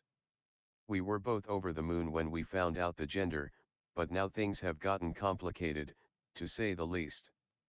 See, when we first started talking about names, the boy name was immediately decided, Stuart Jr., after my husband. No problem there, it's a classic name and carries family meaning. But, for a girl, things got murky. My husband suggested Stuarta. No, you're not No, having a stroke. nope, Apparently, his logic is that since Stuart ends in T, we nope, can just add an A to make it feminine. nope. I tried explaining why that doesn't quite work, how it sounds more like a furniture brand than a human name, how she'd be endlessly correcting people and explaining its origin. He's adamant though, says it honors him while giving our daughter a unique name. I've suggested alternatives, feminine names that maybe share a similar sound or meaning to Stuart, names he's mentioned liking in the past, even just going back to the drawing board entirely. But he's fixated on Stuarta. Now, I love my husband dearly, and I understand wanting to honor family. But I can't imagine subjecting our daughter to a lifetime of awkward stares and endless questions about her unusual name. I also worry about potential bullying and the impact it could have on her self-esteem. So, Reddit, am I the jerk for refusing to budge on Stuarta? Is there any compromise I haven't considered? Help a soon-to-be mama out. TL, DR, husband wants to name our daughter after himself, in a really, really bad way. I think it's terrible and will set her up for a lifetime of awkwardness. AITA. Looking forward to your thoughts and No, Stuarta is a dumb name. I agree. It sounds like an IKEA furniture piece, so I'm with you. We're just gonna move on. I could I'm yeah I couldn't I just AITA for refusing to send my kids. if your name is Stuarta, it's fine. It's great. I'm with you though. Both parents have to agree, and if one parent is saying, nah, not me, I agree. I also don't like the name, but that's, my personal. If my husband and I decide I don't have a husband, if I were to marry and have kids, which is not happening, but if I were to do that, it would have to be a joint decision on the name. And if one is not okay with it, then it's okay to say no to me. To my ex's house when he isn't there? AITA for refusing to send my kids to my ex's house when he isn't there? I, 34F, was married to Rick, 36M, before and we had two kids together, Sawyer, 10M, and Finley, 9M. Rick and I divorced because Rick changed his role at work while I was pregnant with Finley without telling me, and this new position required Rick to travel for work, for weeks at a time sometimes.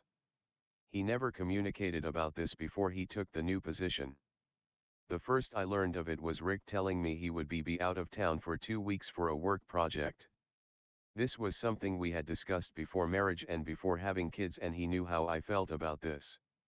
So he didn't tell me, and he was unapologetic about it. Once we divorced, he was away a lot and would send others to pick up the kids even though he couldn't see them. This included short-term girlfriends and his dad, who isn't a very stable person. So I returned to court and asked for a right of first refusal clause to be added to our court-ordered custody agreement so that the kids were not being taken by random people or anyone other than my ex when they would not see him at all that week. Custody was 50-50, so literally being taken from me for a week to not be with the other parent, him. The judge agreed to this clause and said if dad is not going to be home for more than a day, he has to offer the time to me, and if he is not home, I do not need to send the kids with whoever comes to pick them up. Rick did not show to court that time and claimed he was working and it was unfair to have that clause added. I was glad I had the clause added though, because Rick's time out of town has increased over the years. Rick remarried 3 years ago and has 2 more children with his current wife, Samantha. Samantha hates the right of first refusal clause and they attempted to add that she was the exception, which the judge denied. Samantha and I have clashed on a few things since she married Rick. I try to reduce our contact so that the disputes don't become a bigger problem. But she wants to act like the two of us should have the primary co-parenting relationship while also expecting me to let her make more decisions than I do. It's messy. I do everything to keep this from my boys. Samantha hates that the boys can go weeks without seeing her and her kids. The boys don't hate it. They're only sad they hardly ever see their dad. She has told me I should forget the right of first refusal now that she and Rick are married and have kids. I said no. I told her the judge also said no. She told me I should put my boys first. I told her I do, and I believe it is better for them to be with me when they cannot see their dad, aka the other parent. I told her if she does not like this she should convince Rick to work out of town less. But otherwise the boys are where they should be.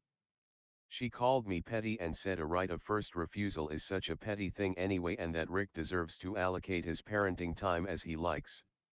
She told me I'm such a selfish parent. AITA. No. Execute your preferred futures strategies on trades. Here's the deal. They didn't fight in court. And if they did fight it, the judge disagreed with them. So, nope. Nope, nope, nope. You literally have validation from a court. You're doing okay. AITA for mocking my BIL's absent parenting. So, my sister, 32F, and her husband, Parker, 35M, have 2 adorable kids, Serenity, 8F, and Destiny, 5F. Parker, however, doesn't exactly win Father of the Year awards. He works late most nights, spends weekends glued to his phone, and leaves the parenting heavy lifting to my sister. Now, I love my sister dearly, but watching her struggle while Parker plays absentee dad rubs me raw. Last night, it boiled over. We were at a family dinner, and Serenity, bless her heart, confided in me how she wished Parker would play catch with her like other dads. Parker was literally right there, scrolling through Twitter as if she didn't exist. I snapped. Not my finest moment, I admit, but I blurted out, maybe if your dad wasn't so busy being a thumb champion, he could find the time to throw a ball. Parker looked up, face like thunder. My sister shot me a pleading look, and the rest of the dinner was tense as a drum. Now, everyone's calling me the offer, publicly humiliating Parker and embarrassing my sister. They say I should have pulled him aside privately, not make a scene. But Yeah. honestly, how many private talks does it take before a man steps up for his kids? So, Reddit, am I the jerk for calling out Parker's abysmal parenting? Should I apologize? Let the judgment commence.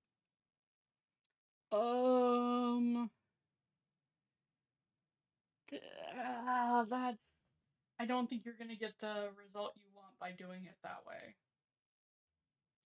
Like I don't think anyone's gonna react like, "Oh, I'm gonna turn into the best parent ever if you do this. If you essentially publicly humiliate me into doing it." Um,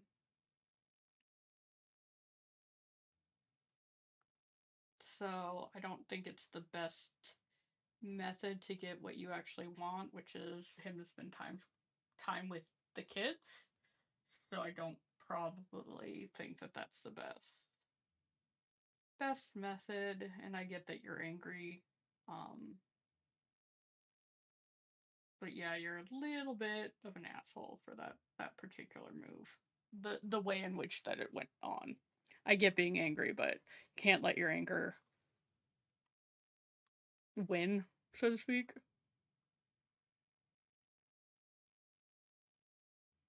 That's just a straight curse word, so I'm going to skip over that one. This is a Thanksgiving dinner one. Let's listen to this one.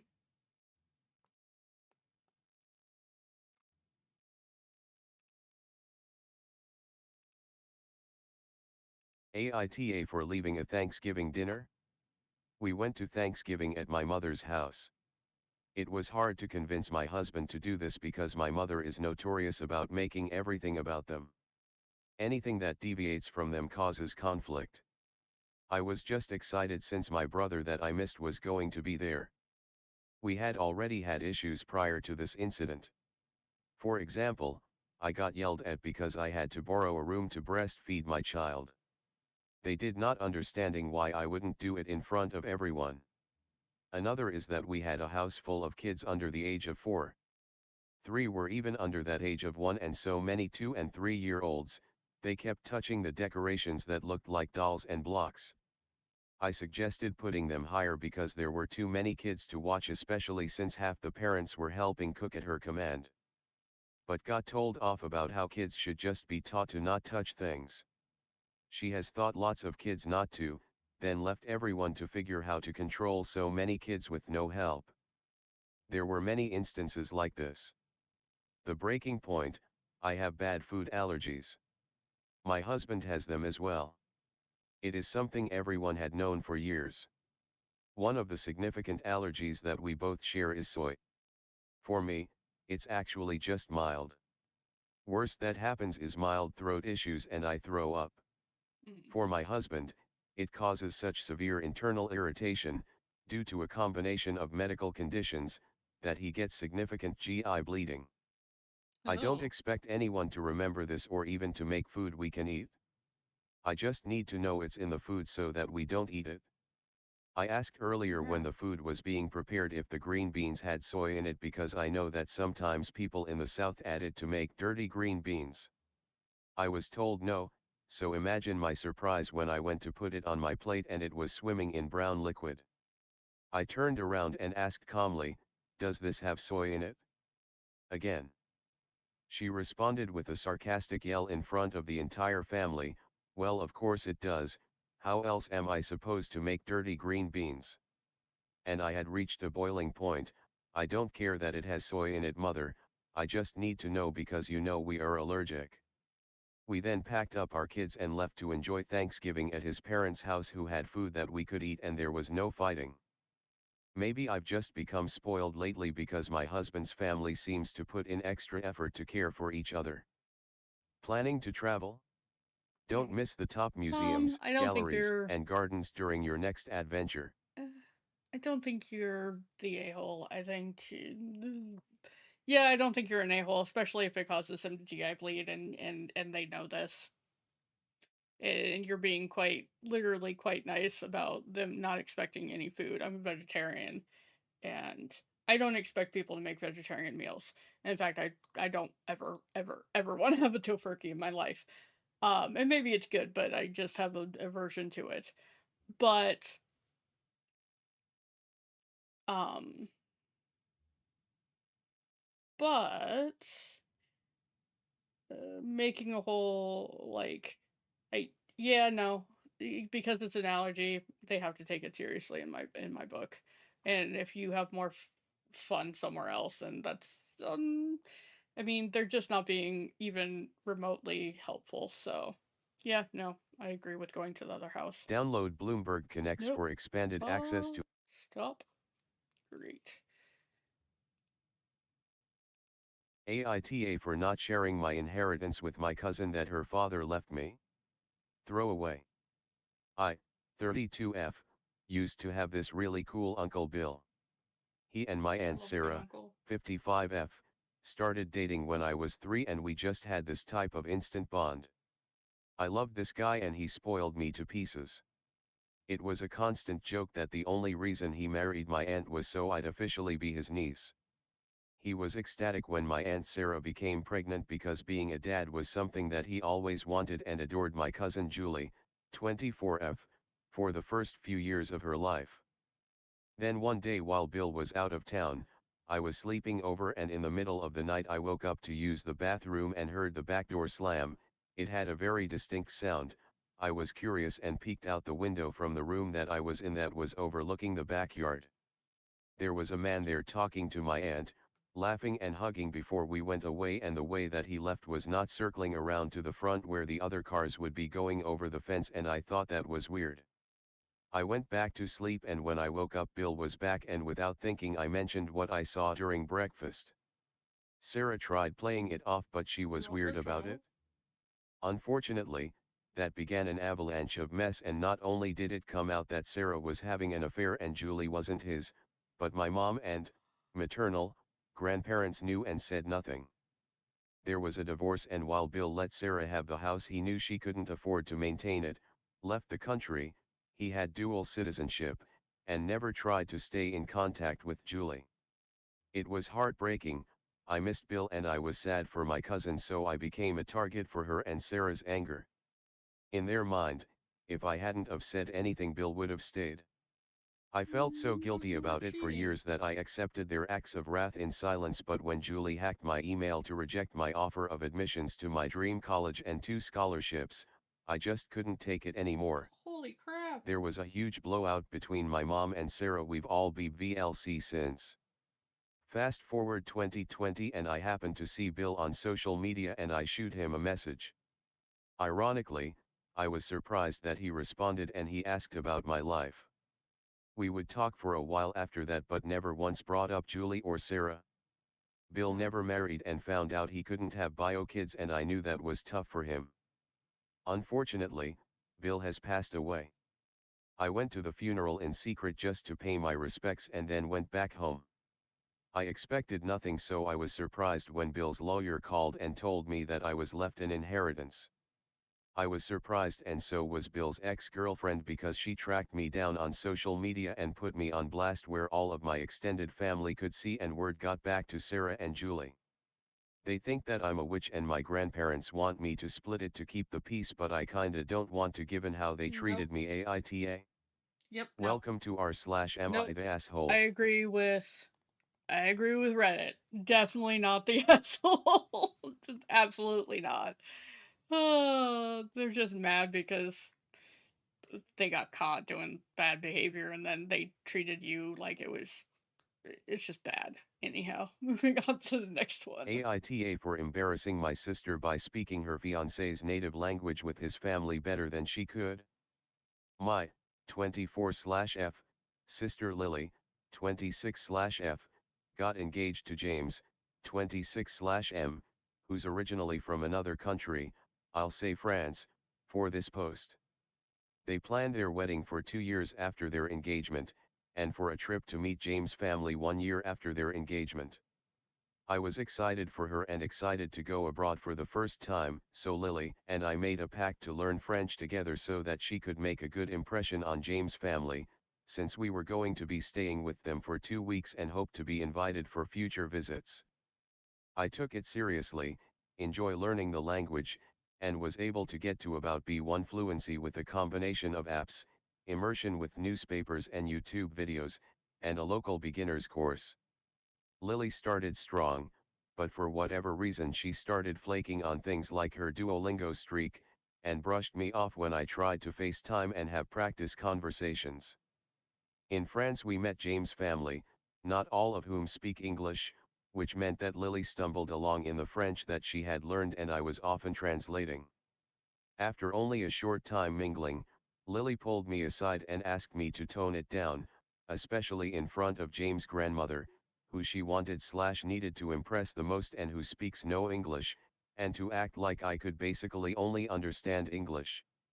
I told her I wasn't intentionally showing off and it wasn't as if I had native fluency, so I didn't think it would matter or be beneficial for me to suddenly start pretending I understood less than I did. Things came to a head when James' grandmother told everyone how wonderful it was that I was embracing the culture and language, and in a joking but not joking way said that James needed to work on Lily's language skills before the wedding. Lily grinned and bore it while James translated that. But later that night Lily confronted me and accused me of deliberately outshining her and taking her moment away, so that I could both suck up to James' family and make her look bad, There's which nothing. isn't true. AITA. Welcome to r/am I the asshole. Please view our There's nothing voting in it guide for here. you. And You might pick up languages better, and and she fell off. But maybe you could. What she should have done is like, dude, I need you to tutor me, or made jokes about you tutoring her because you picked it up so easily, and she's been trying but hasn't been able to do it. Um, yeah, not the a-hole.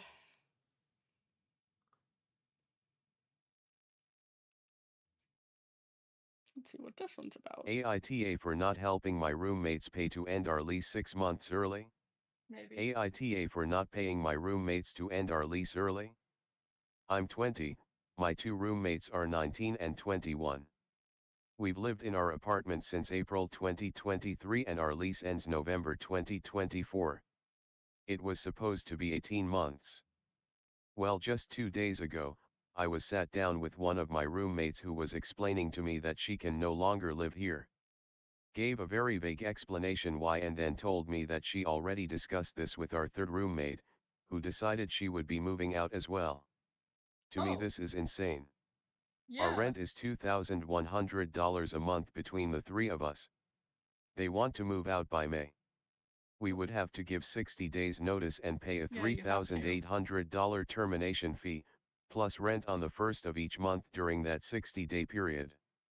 The termination fee is obviously for ending the lease early. So if they gave notice next week, we'd pay $2,100 on April 1st, $3,800 at the end of April, then $2,100 rent asterisk again on May 1st. I absolutely cannot afford this. Yeah. They want to divide this fee by 3 and have us all pay to terminate the lease. I find that absolutely ridiculous. Both of them already have plans as to where they will be going when they move. I have no plans and no support system to rely on for housing. I can barely afford my rent and bills between my paychecks and I haven't been able to save my money since Christmas. The only family member with an available place for me to stay is my grandma. I'd have to quit my job and move 2 hours away. My Oh. mom is an alcoholic, and I could move in with her, but why should I be forced to go back to that situation? So I told them if they are intent on moving out, they must pay the fees. Yeah. I'll pay my rent, I'll contribute to any damage fees, and that is all. I'm worried that the next time I speak with them they'll disagree with this or try to fight me, but I want to stand my ground. I don't feel it's fair that they are forcing my hand to move out and expecting me to pay for the termination when I would much rather stay where I am. Subletting would Uh, be hard considering it would only be about 4 to 6 months of the lease left, and I'm a young girl afraid of strangers. Sorry for the long explanation, but AITA. Edited for ugh, typo. Transform your free time. well, Start your LA gosh. Times. They are totally screwing you over. Because that's a shit ton of money, and you can't. If they already have a place that they're going to be moving into, and maybe it's cheaper for them, but they're really like if they're thinking that you should have to pay. Oh man, because then you have to have money for a down payment for a new place. and I get they probably just moved out when they couldn't really afford to and didn't really realize the truth of a move out, which is totally possible. Because they are so young. Oh man. I think you need to start looking at places that you can move to. Start looking for, or maybe not roommates, but just a place that you can pick up a lease as another roommate in another place, and realize that they kind of screwed you over. I think that's all you can do. You can try to not have to pay for 1/3 of the bill. You can also talk to the landlord. Maybe they can work something out. Just because you didn't intend for, like, you're like, I don't know what happened. But yeah, you really can't control other people's stuff, and you can try to do the, hey, I didn't want to move out, I didn't want to break the lease. I would make that argument too, probably. Um, you can try it. I don't. Good luck, man. That sucks.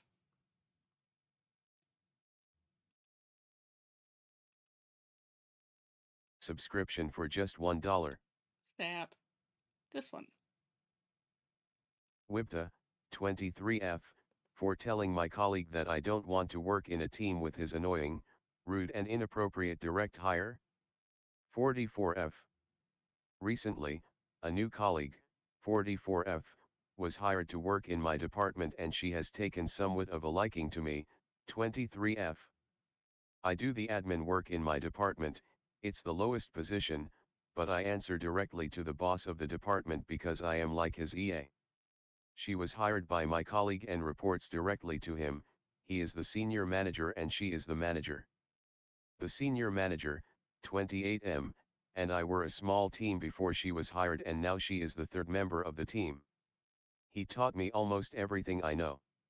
As such, I also know a lot about his job, and we also happen to be very close, we are friends outside work. Let's call him Jim and let's call his direct hire Betty. Week 1, Betty starts and I let her know that if she ever needs any help she can reach out to me since I was essentially taught to do what she does by Jim. We find out we have commonalities, being from the same country and being women, but that's about it. She also tells me that she googled me and knows a lot about my faith, I have a faith-based blog, and jokingly criticized me about being so open, saying that she preferred people who were more understated about faith. Mind you, nobody at my office has ever said this to me, even my closest colleague Jim, and this goes for all of the invasive / Yes, it inappropriate things she doesn't has said to matter. me. Week 2, I give Betty the benefit of the doubt and I invite her to lunch where she proceeds to overtalk me for nearly an hour, and one of the only times I can get a word in is when I mention my doctor's appointment, after which she asks me about my menstrual cycle to try to Oh, diagnose what I have. Again, oh, I am shocked at the invasiveness.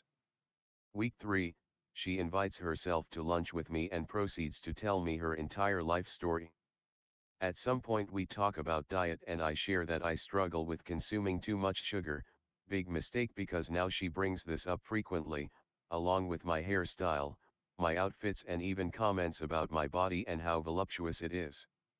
She oh. also comments on my relationship with Jim in front of our boss, telling him how we act like bickering siblings, which makes us feel awkward because we like to maintain a professional front in front of our boss.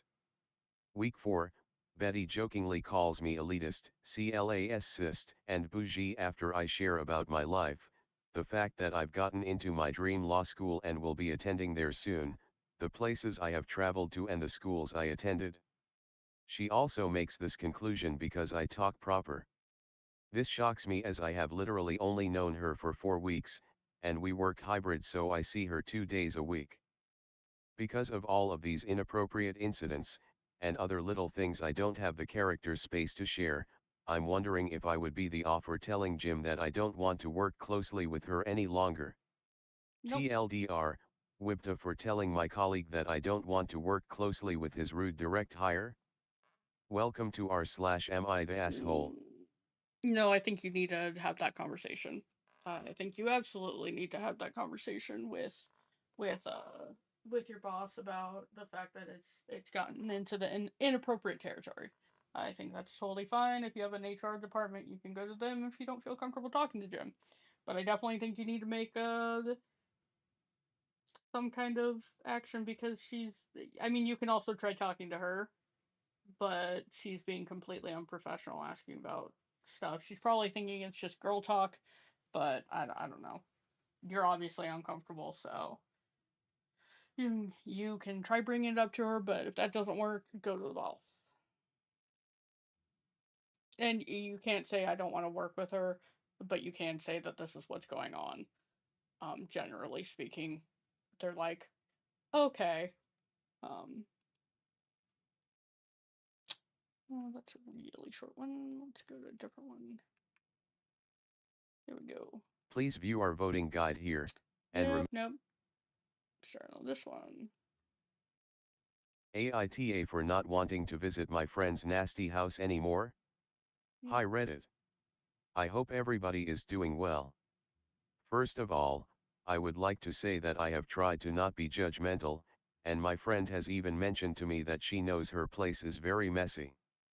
But, in my mind, I would not only classify this as messy, but it is actually disgusting for me.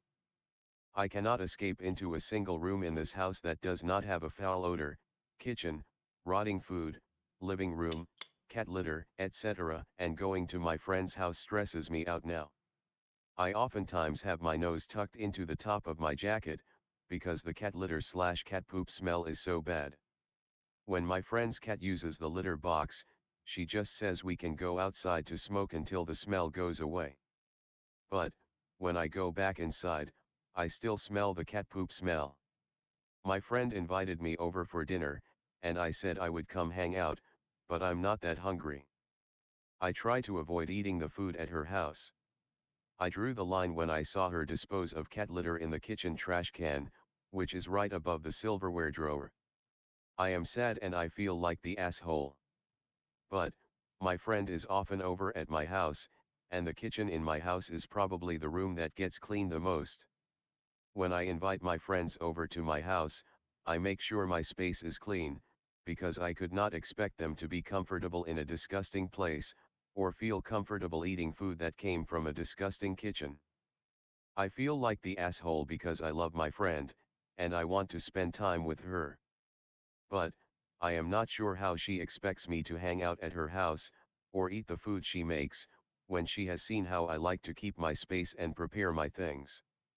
I asked my mom, and she says that since my friend has been to my house and saw what kind of environment I like to eat in, then she should not be surprised by me constantly turning down dinner. I haven't said anything to my friend, and I know that I can only control where I go and what I eat. Since my friend acknowledges that her place is messy, I think she is aware of something. I'm just not sure what to do. I don't want her to start wondering why I always turn her food down, if I am hanging out at hers. But, lately, I am so uncomfortable at her house, I just turn down the invitation entirely, or say I feel like staying at my house and she could come here with me. I feel like the asshole. I'm not sure what to do.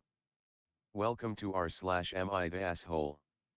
Please Um, view our voting guide here, and remember to use only one judgment. yeah, I don't, I think you just stop going over to her house and and when she asks, you're like, hey, I'm just not comfortable there. It's just a matter of the cat litter is too much for my nose, blah, blah, blah. I think you're just honest with them when they ask why you stopped going over.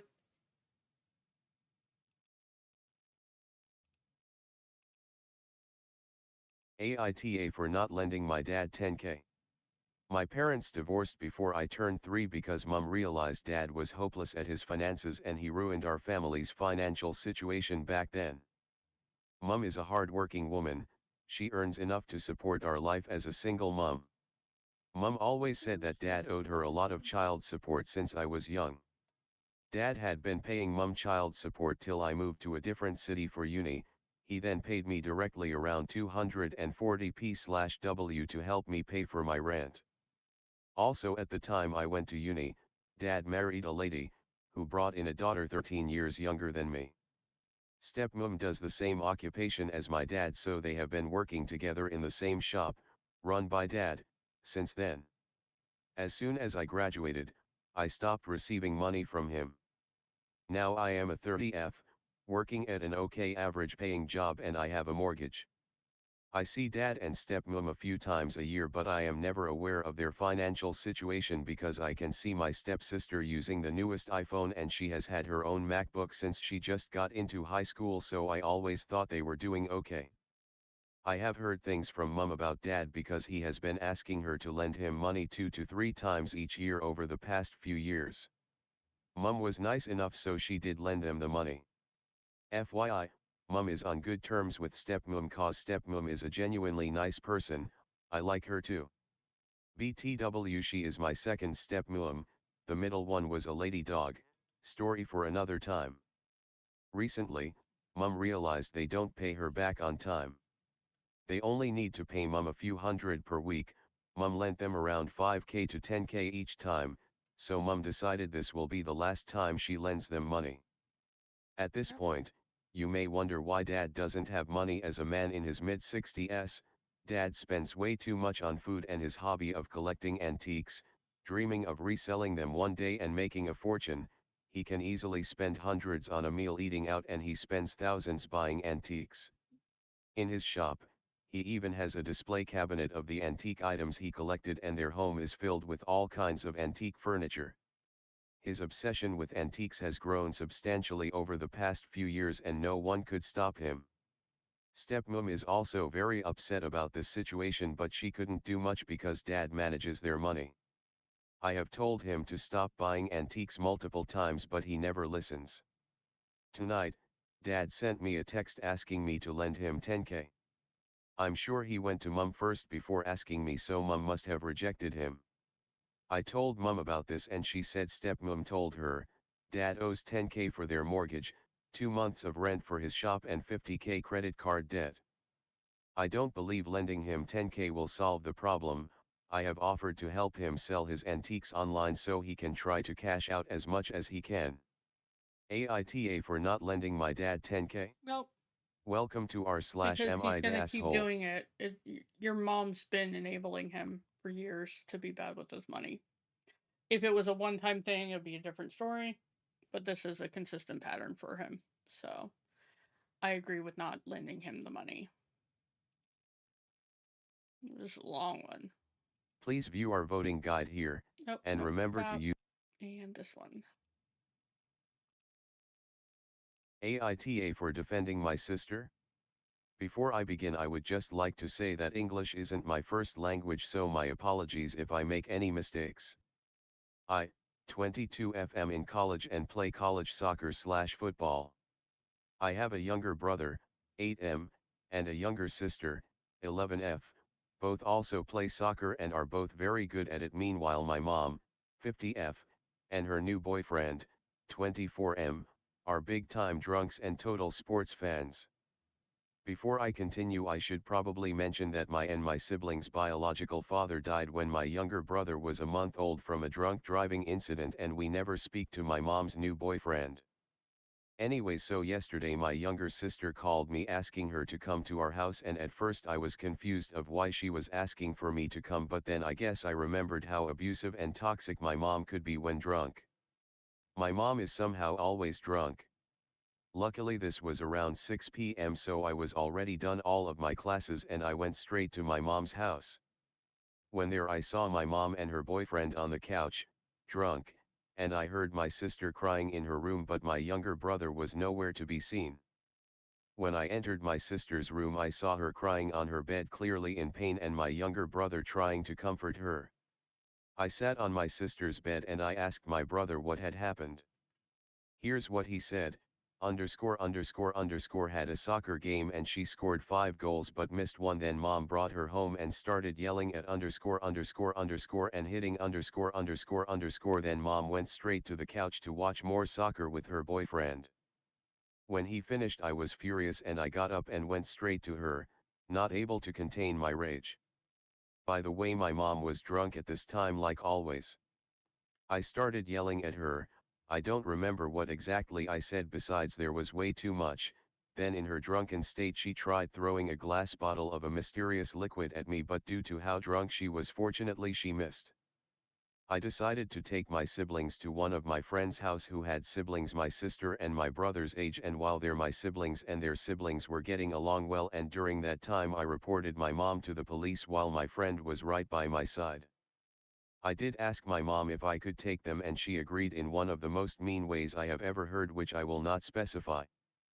Fast forward to this morning and I've been getting bombarded by texts from my relatives saying I'm in a hole for reporting her to the police and that my mom did nothing wrong and was only giving my sister the discipline my sister needed. BTW, my siblings are staying at my friend's house with my friend's siblings for the time being. So I want to know AITA. Nope. Welcome to r/am I the asshole. Nope. You're taking your siblings out of an abusive relationship. Nope. AITA for being a B word to an old man? So I'm 23F and my mom is disabled. She has EDS and had to quit her job when I was under 10 due to her disability. She gets disability checks which pays her about 28K a year. She used to be the president of a huge company, so she had to take a huge pay cut. I hate to even call it a pay cut because she physically couldn't work. EDS is often an invisible disability, and ever since I was a toddler I've noticed the handicapped police always coming up to her saying it's unethical to use a handicapped placard when you aren't disabled. My mom is a kind woman and kindly explains that she is disabled. I'm an adult now and feel more confident standing up for things I believe in. So yesterday someone came up to us and told her it's not okay to fake a handicapped placard. Unfortunately I snapped. I said, in a super sarcastic Valley Girl tone, I talk like that but just exaggerated it. Wow, thank you so much for letting me know. Do you want to hit up the local old folks home and tell them to get off their lazy asses and take care of themselves? Sounds so fun. He said something like what, and then I said, can you do this more often? He goes, what? And I said, let's go up to more random strangers and tell them about their medical history. He said I was being unreasonably mean and he was just trying to help. I know he's in the wrong, but am I too? I was so triggered and emotional and I think that might have gotten the best of me.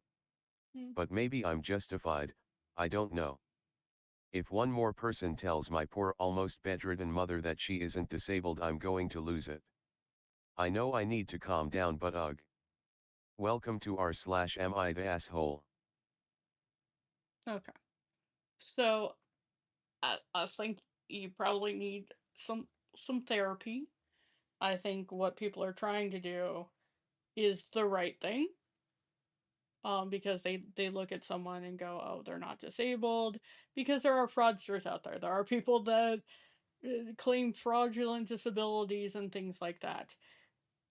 Their estimation, they're trying to stop a fraudster. Is it their place? Probably not. However, it's not from a bad place that they're coming from. Um, what I would say is, I think your mom has the right uh, idea and temperament, in the fact that she's like, hey, no, I do have one here. You don't have to explain your whole situation. I think that's stupid, but it's like, no, if she decides to, your mom's a grown woman, she decides to explain her situation. I don't think you have to, but it's like, no, I'm really am disabled. Not all disabilities are visible. um so just keep it in mind that people are generally not trying to be total. There are some Karens that are crazy, but and maybe he was doing it, but I think his intention was more noble than otherwise. And I'm sorry your mom's going through that, but you might need some therapy to deal with the anger of life being shitty, because sometimes life is shitty. Nope, block post, can't do that one.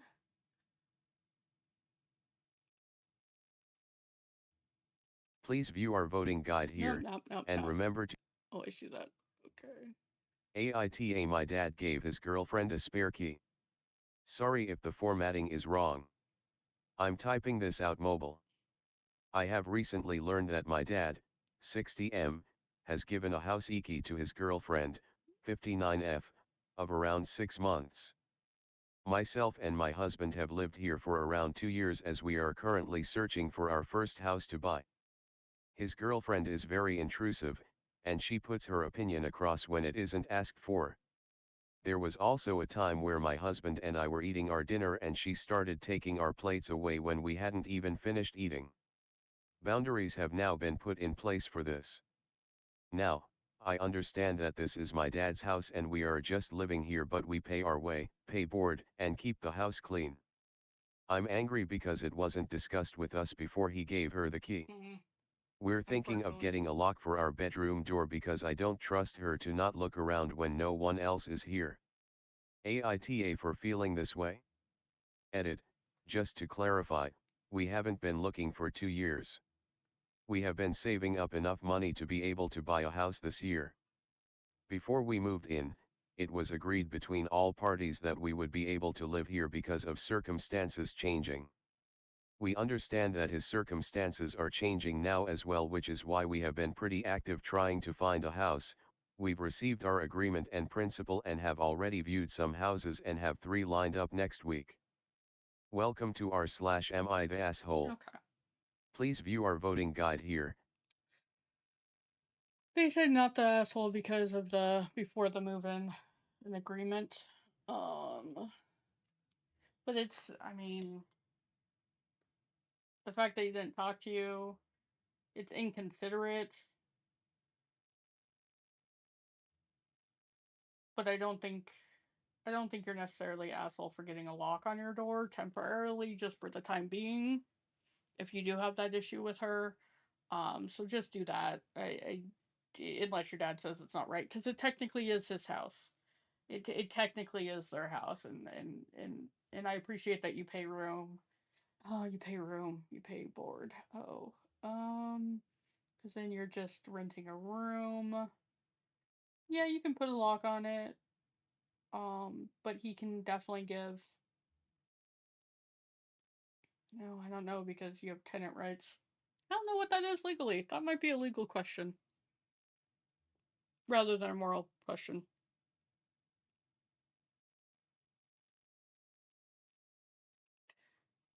Next up. AITA for flat out refusing to attend my lovely aunt's funeral.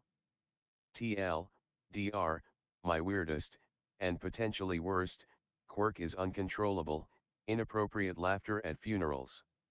Aunt Piper passed, Oh. and I desperately want to support the family, but yet, can I stay away without being a total jerk? Look, I'm the first to admit this is messed up. I have this insane, involuntary laughing problem at funerals. Like, full-on snorts and guffaws, the kind that make people clutch their pearls and glare daggers. It's not because I find death funny, trust me. It's like a neurological gremlin takes over whenever someone kicks the bucket. Aunt Piper was incredible. Witty, generous, baked the best damn apple pie you'd ever taste. I genuinely loved the woman. Now she's gone, and my family needs me. But the thought of me erupting into laughter mid-eulogy, possibly while someone's blowing their nose. I can't even imagine the horror. Here's the kicker, everyone knows. It's been a family running gag turned tragedy since I was a kid. They still try to include me, bless their patient hearts, but it's always a gamble. My last close call was at Uncle Stellan's funeral 5 years ago. I managed to hold it together until the slideshow. Picture this, black and white photos of Stellan in his younger days, decked out for the war boom, I'm gone. Doubled over, tears streaming, wheezing like a dying walrus.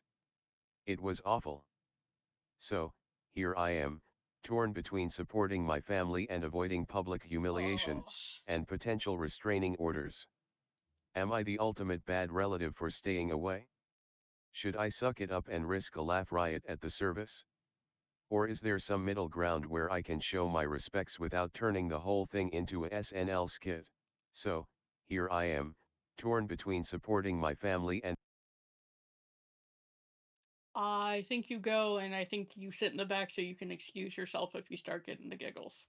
I think that's the best option for you. Because you don't mean to do it. It's literally a thing that happens to you. I've seen it happen. I'm one of those people that'll get the giggles at the worst possible time. So I get that, but you want to support them and you want to be there for them, and your family is aware of the problem. So I think they'd be fine with you sitting toward the back, and if it gets to be too much, you're able to like leave. And that's what you do. And you just quietly exit, go have your giggle fest, and come back. And I think that's how you deal with it appropriately for the situation.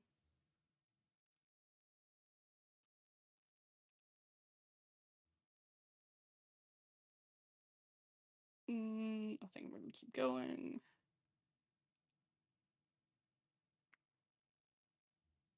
Ooh, this will be interesting. Avoiding public humiliation. Sorry, new one, next one. AITA for wanting to hang out with my friends without my GF there? Important edit due to a chronological error on my part. I said August of last year, but I was the one before making the relationship 1Y, 7M. We moved in this January. Edit 2, apparent resolution.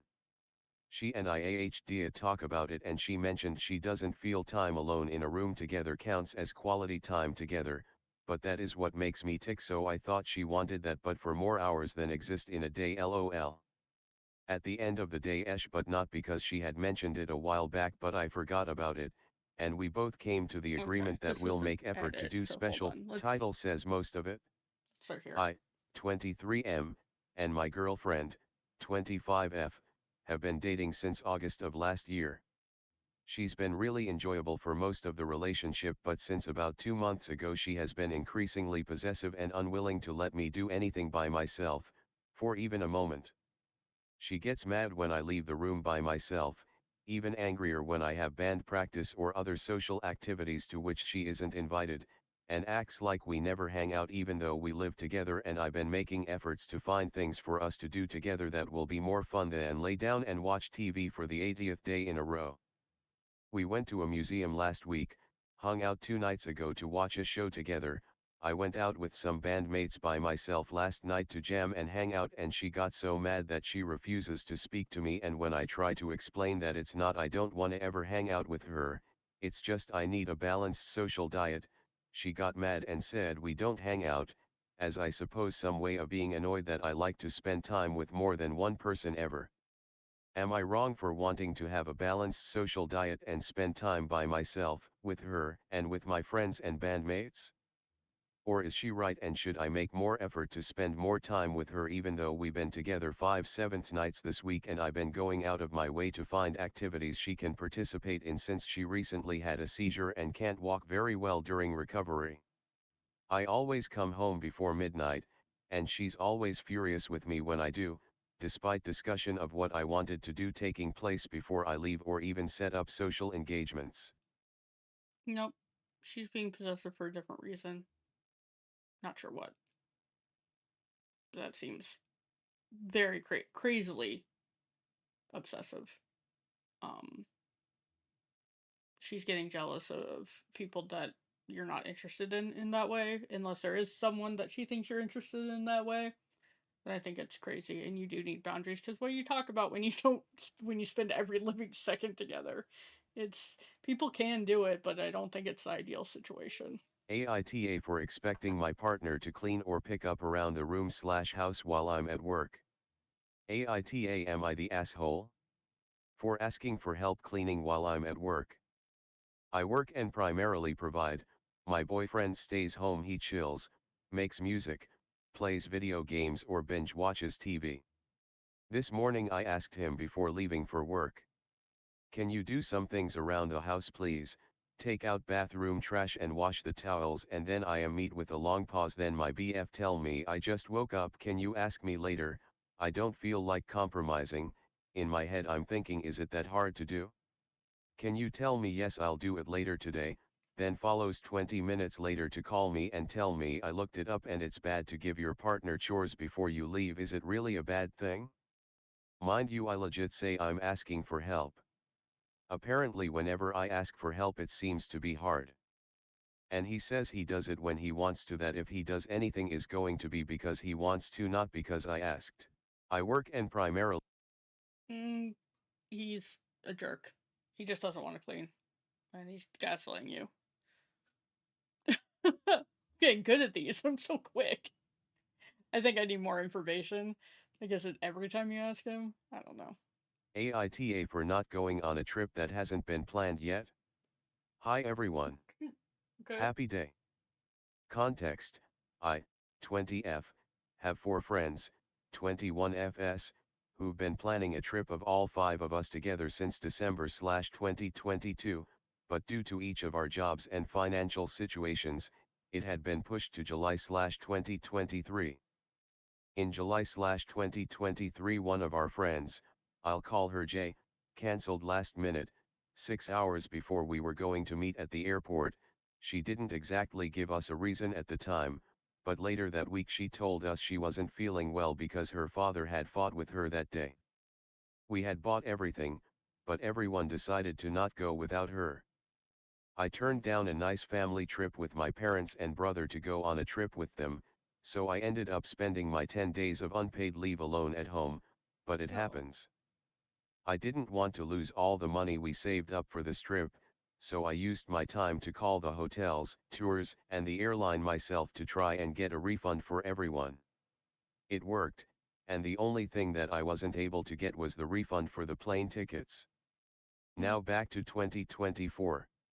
In January of this year we were talking and decided we should travel this year, a small trip maybe in August due to a city holiday. No definite plans were made, as we were just commenting if August would be possible for all 5 of us to travel. In February I got news from work that I'd have to be in an event on the date we were suggesting for the trip in August, 3-day event. I let my friends know right away when we met up for drinks that same week. I was honest and said I wouldn't miss my work event for valid reasons. 1, it's an important event for my career. 2, I could get fired if I don't show up. Still, now a month later, 2 of them, Jay included, send me lengthy texts telling me they're extremely upset about me canceling, though we have not bought anything yet nor decided on the date for a fact, and that I was selfish and inconsiderate by canceling and choosing the work event over our trip. I've replied them saying I couldn't miss the event, and if August is the only time that they 4 can travel, then they could go without me, which is no problem to me at all since I don't want them to postpone it because of me. A couple weeks ago, before their text, the 4 of them went out together. I was out of town and missed it, and I'm afraid they've been talking bad things about me behind my back because of this trip. They're acting all weird around me, and now it makes sense I guess. I truly believe I'm doing nothing wrong, but my brother thinks I should consider their feelings and apologize ASAP, and at least try to find another month to plan a trip. However, I take my actual vacation on November and it doesn't coincide with theirs. I don't remember anyone being frustrated with Jay when she cancelled, so I can't help but resent this situation since nothing's been planned 100%. Am I Yeah. being the asshole? P.S. I apologize for the length of my post. I tried giving context. No. Um. I don't. I don't think you're the asshole. I think it's tough when you get older and try to do stuff with people with a bunch of different schedules, and that's just part of growing up and stuff, and realizing you can't. If you can plan it, it's great, but it's a lot of hassle. And that person who literally canceled at the last minute, and you were thankfully able to get a refund, but if you hadn't got a refund, that would have been a crazy bad situation for people with their money. To me, I would have been real. I would have still gone on the trip, to be perfectly honest, even if one person canceled. I don't care. You had that time off. I we all agreed that we didn't want to go. I would have gone on the trip. I'm so bad. I'm just like, no, this is my time off. It's the only time I'm getting, and I canceled all this other stuff. You're very very nice. Um, yeah, no, I would have still gone on the trip. And I think they're being unfair to you when you're giving them plenty of time to like do a reschedule or something. And it's just one of those things. And it may be that they're not talking to you more because they're talking about the trip so much and they don't want to feel like they're not including you or something. Maybe. So just keep that in mind that they maybe are just like we don't want him to feel bad because he can't go. That I'm hoping for the best here, and I wish you luck, and I hope you have some time off in the future.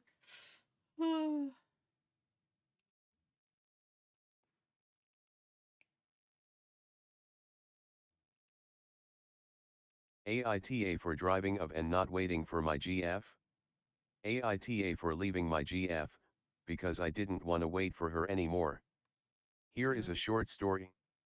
Me, M25, and my GF, 22, were supposed to meet up to make dinner and watch a movie at my place. I was stuck at school, and told her it'll be done by 17.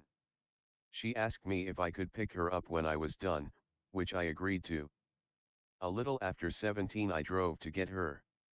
When I arrived I let her know by both text, and by trying to call her. She didn't answer any of them. I then continued to wait for 20 plus min. She didn't come out, and I knew she had seen my message, so I just drove home. While driving home, she sent me a text telling me she was in a discussion with her friend, and couldn't leave.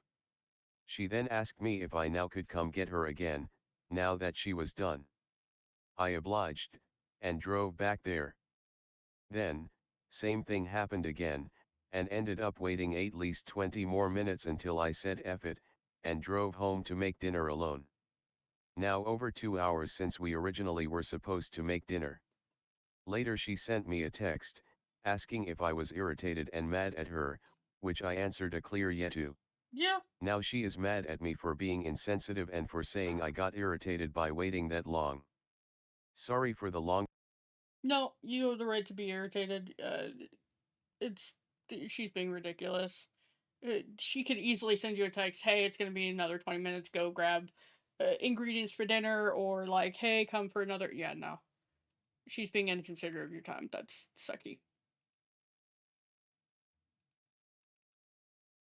Story. So, Oh,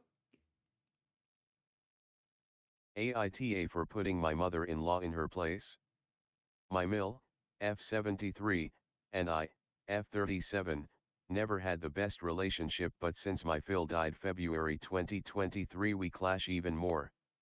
My husband, M52, is a mama's boy. She can do no wrong, especially now that she is a widow. He helps her when needed and she comes to ours every second weekend, having family dinner and family time. I try to engage as little as possible, but it's not always as easy.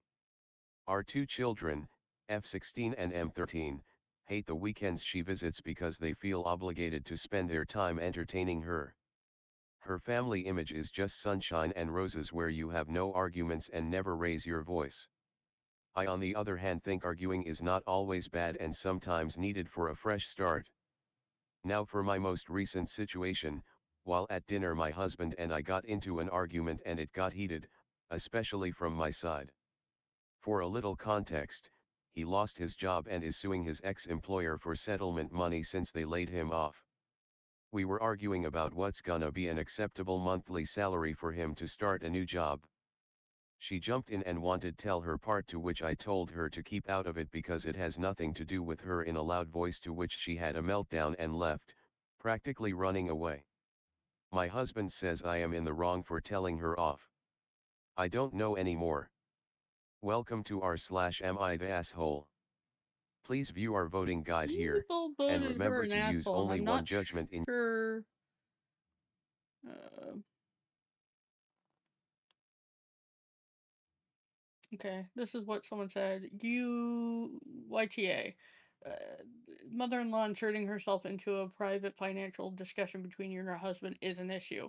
Problem is, it wasn't a private conversation. It was at the dinner table with other people. You can't do that and expect people not to occasionally put in their 2 cents. That I agree with. Actually, that makes it. I was like, I don't see the. She's okay. No, I agree with that. Ooh, this is an interesting one. AITA for choosing a wedding date that is the same month as my sister's wedding. I, 30F, and my BF, 30M, are unofficially engaged.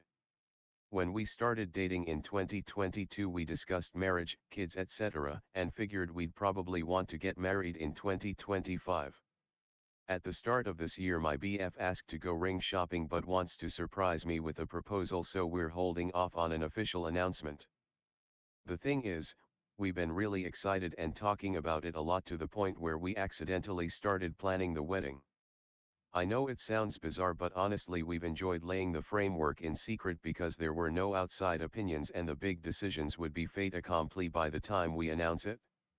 Also, when he told his family that we were ring shopping, his sil said it was weird that we were ring shopping before being engaged, so we're not keen to be told that we're being weird again.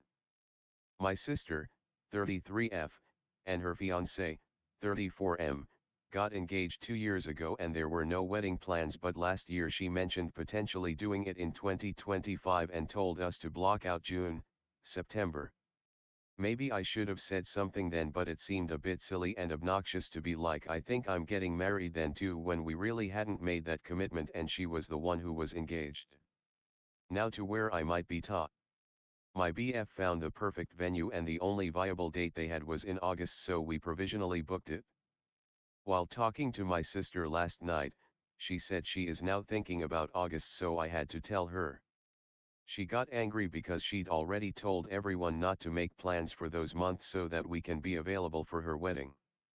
I suggested she could choose another month since she hasn't planned anything, but I got engaged first, so I should have first choice. Mm, She also says planning a wedding at the same time will split the family's attention, which is bad for both of us, so I should wait until after her wedding to get engaged, but that's a no from me.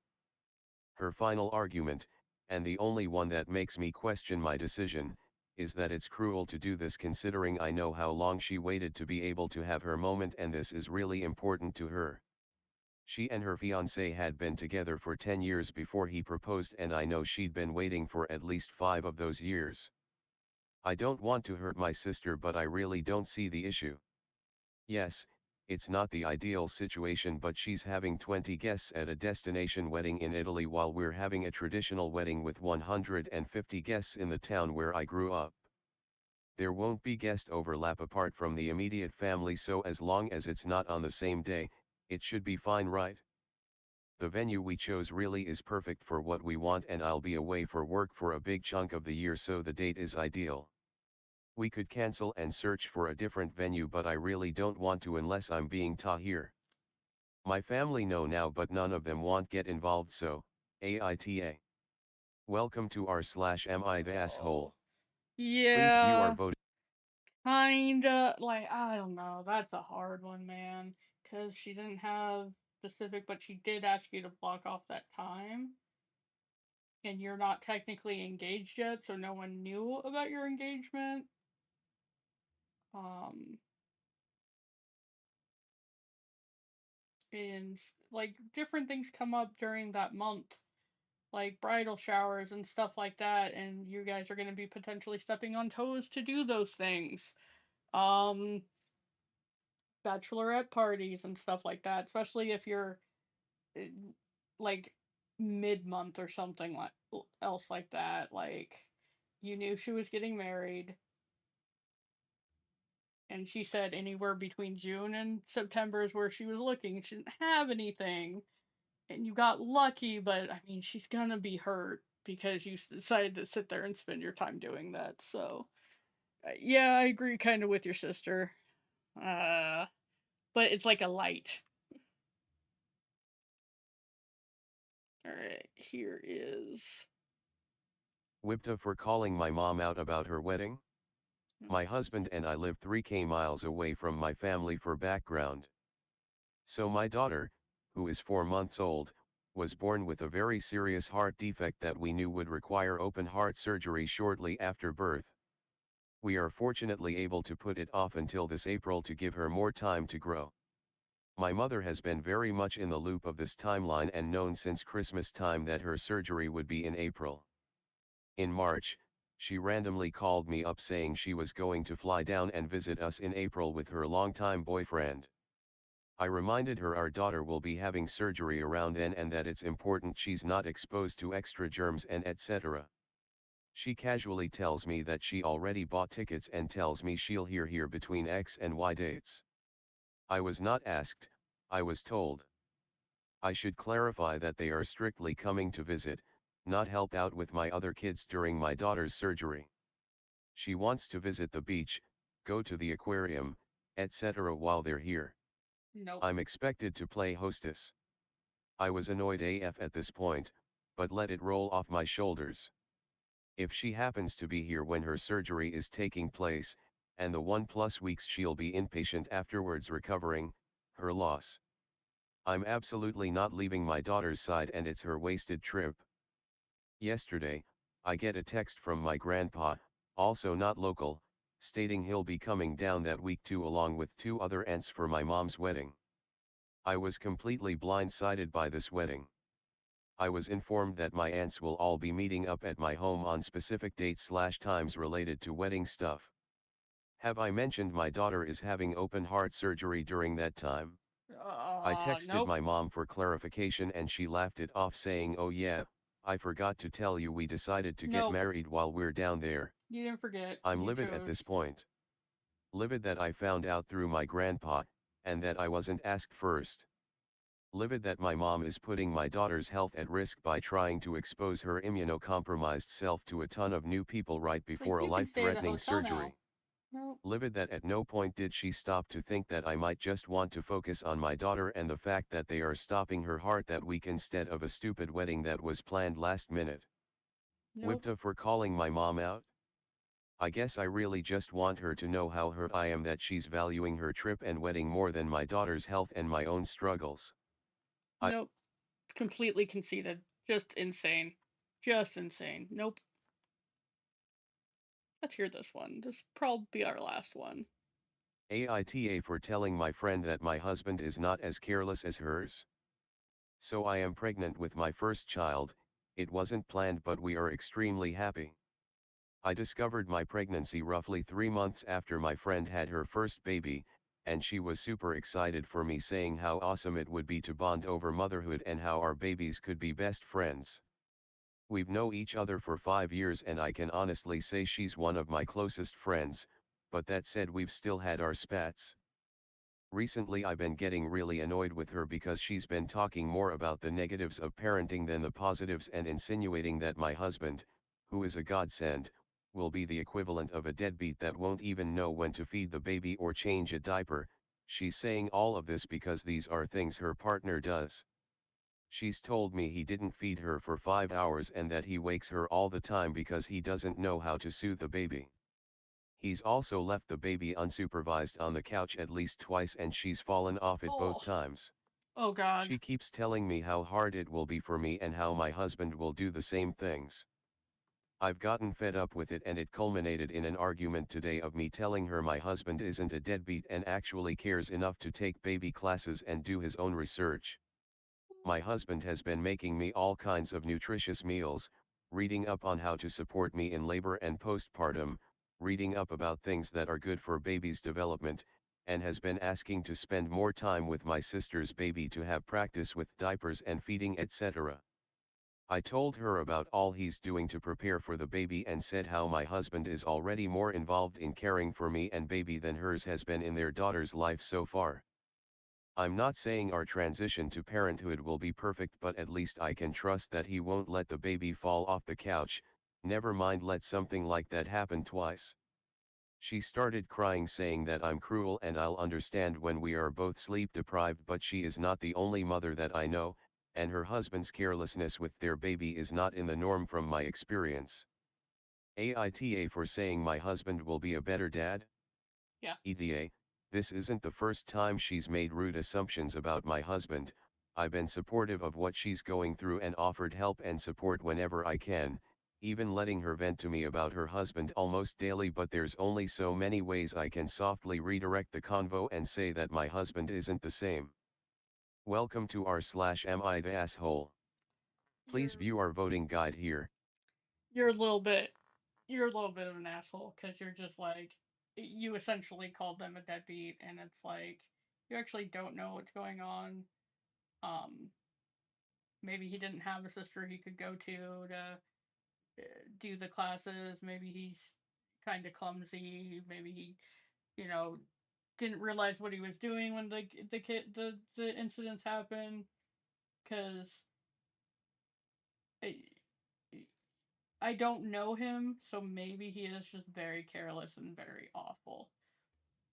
But like, it's not really your place to point out unless it's a ridiculously, like, if the kid was fine after those incidents, or it's not great. Don't get me wrong, but I don't know if it's your place to really throw down like that.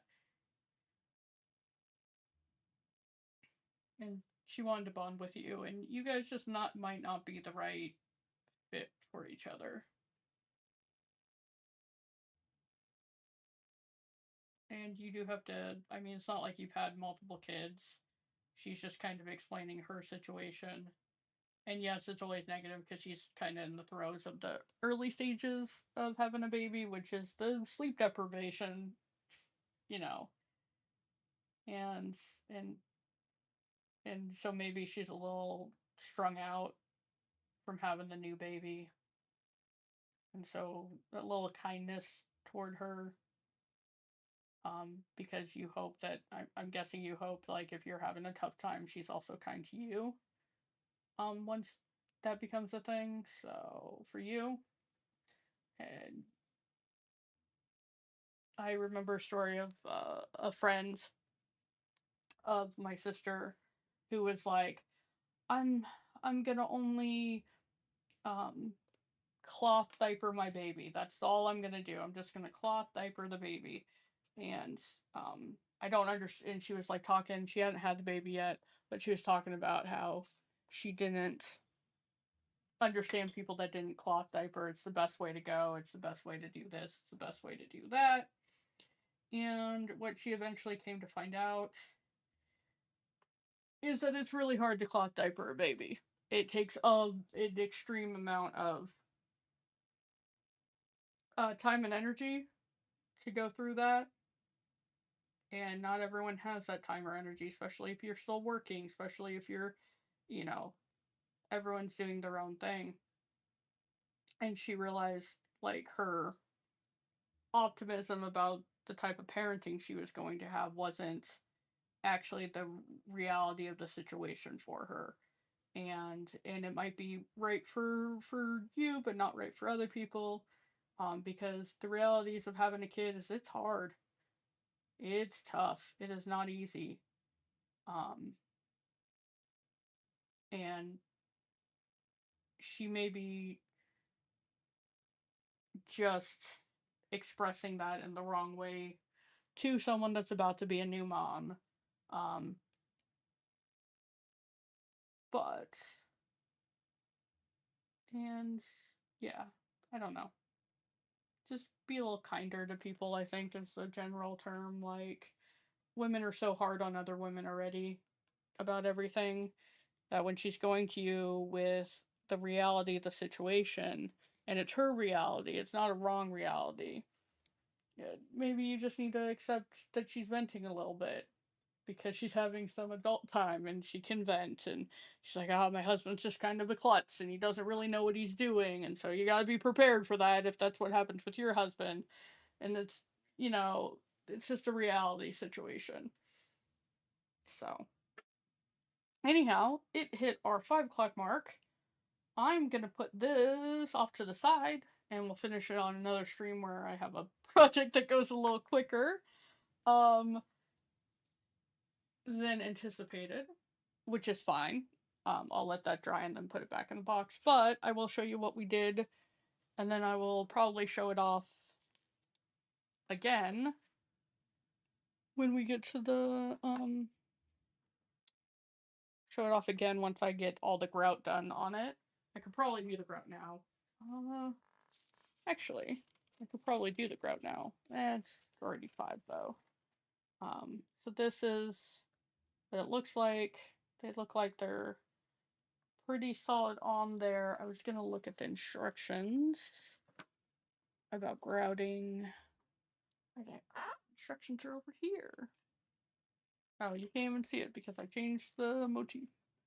You can see 2 of them here. Aren't those cute? And then we're gonna grout with a white grout. So yeah.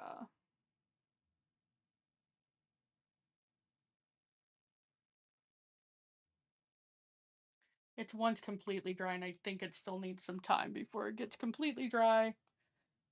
But it'll look really cool once it's all done, I'm sure. Maybe there's a couple of pieces that I will fill in now that I see it like dried and stuff. We'll see. But anyhow, it was wonderful hanging out with you. I really enjoyed the Reddit of it all.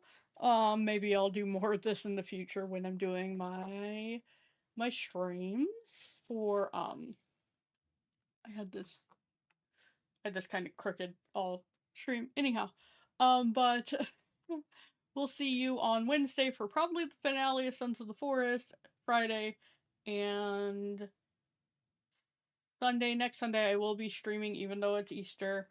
I don't currently have plans, so I plan on streaming. But you guys have a wonderful evening, and we will talk at you later.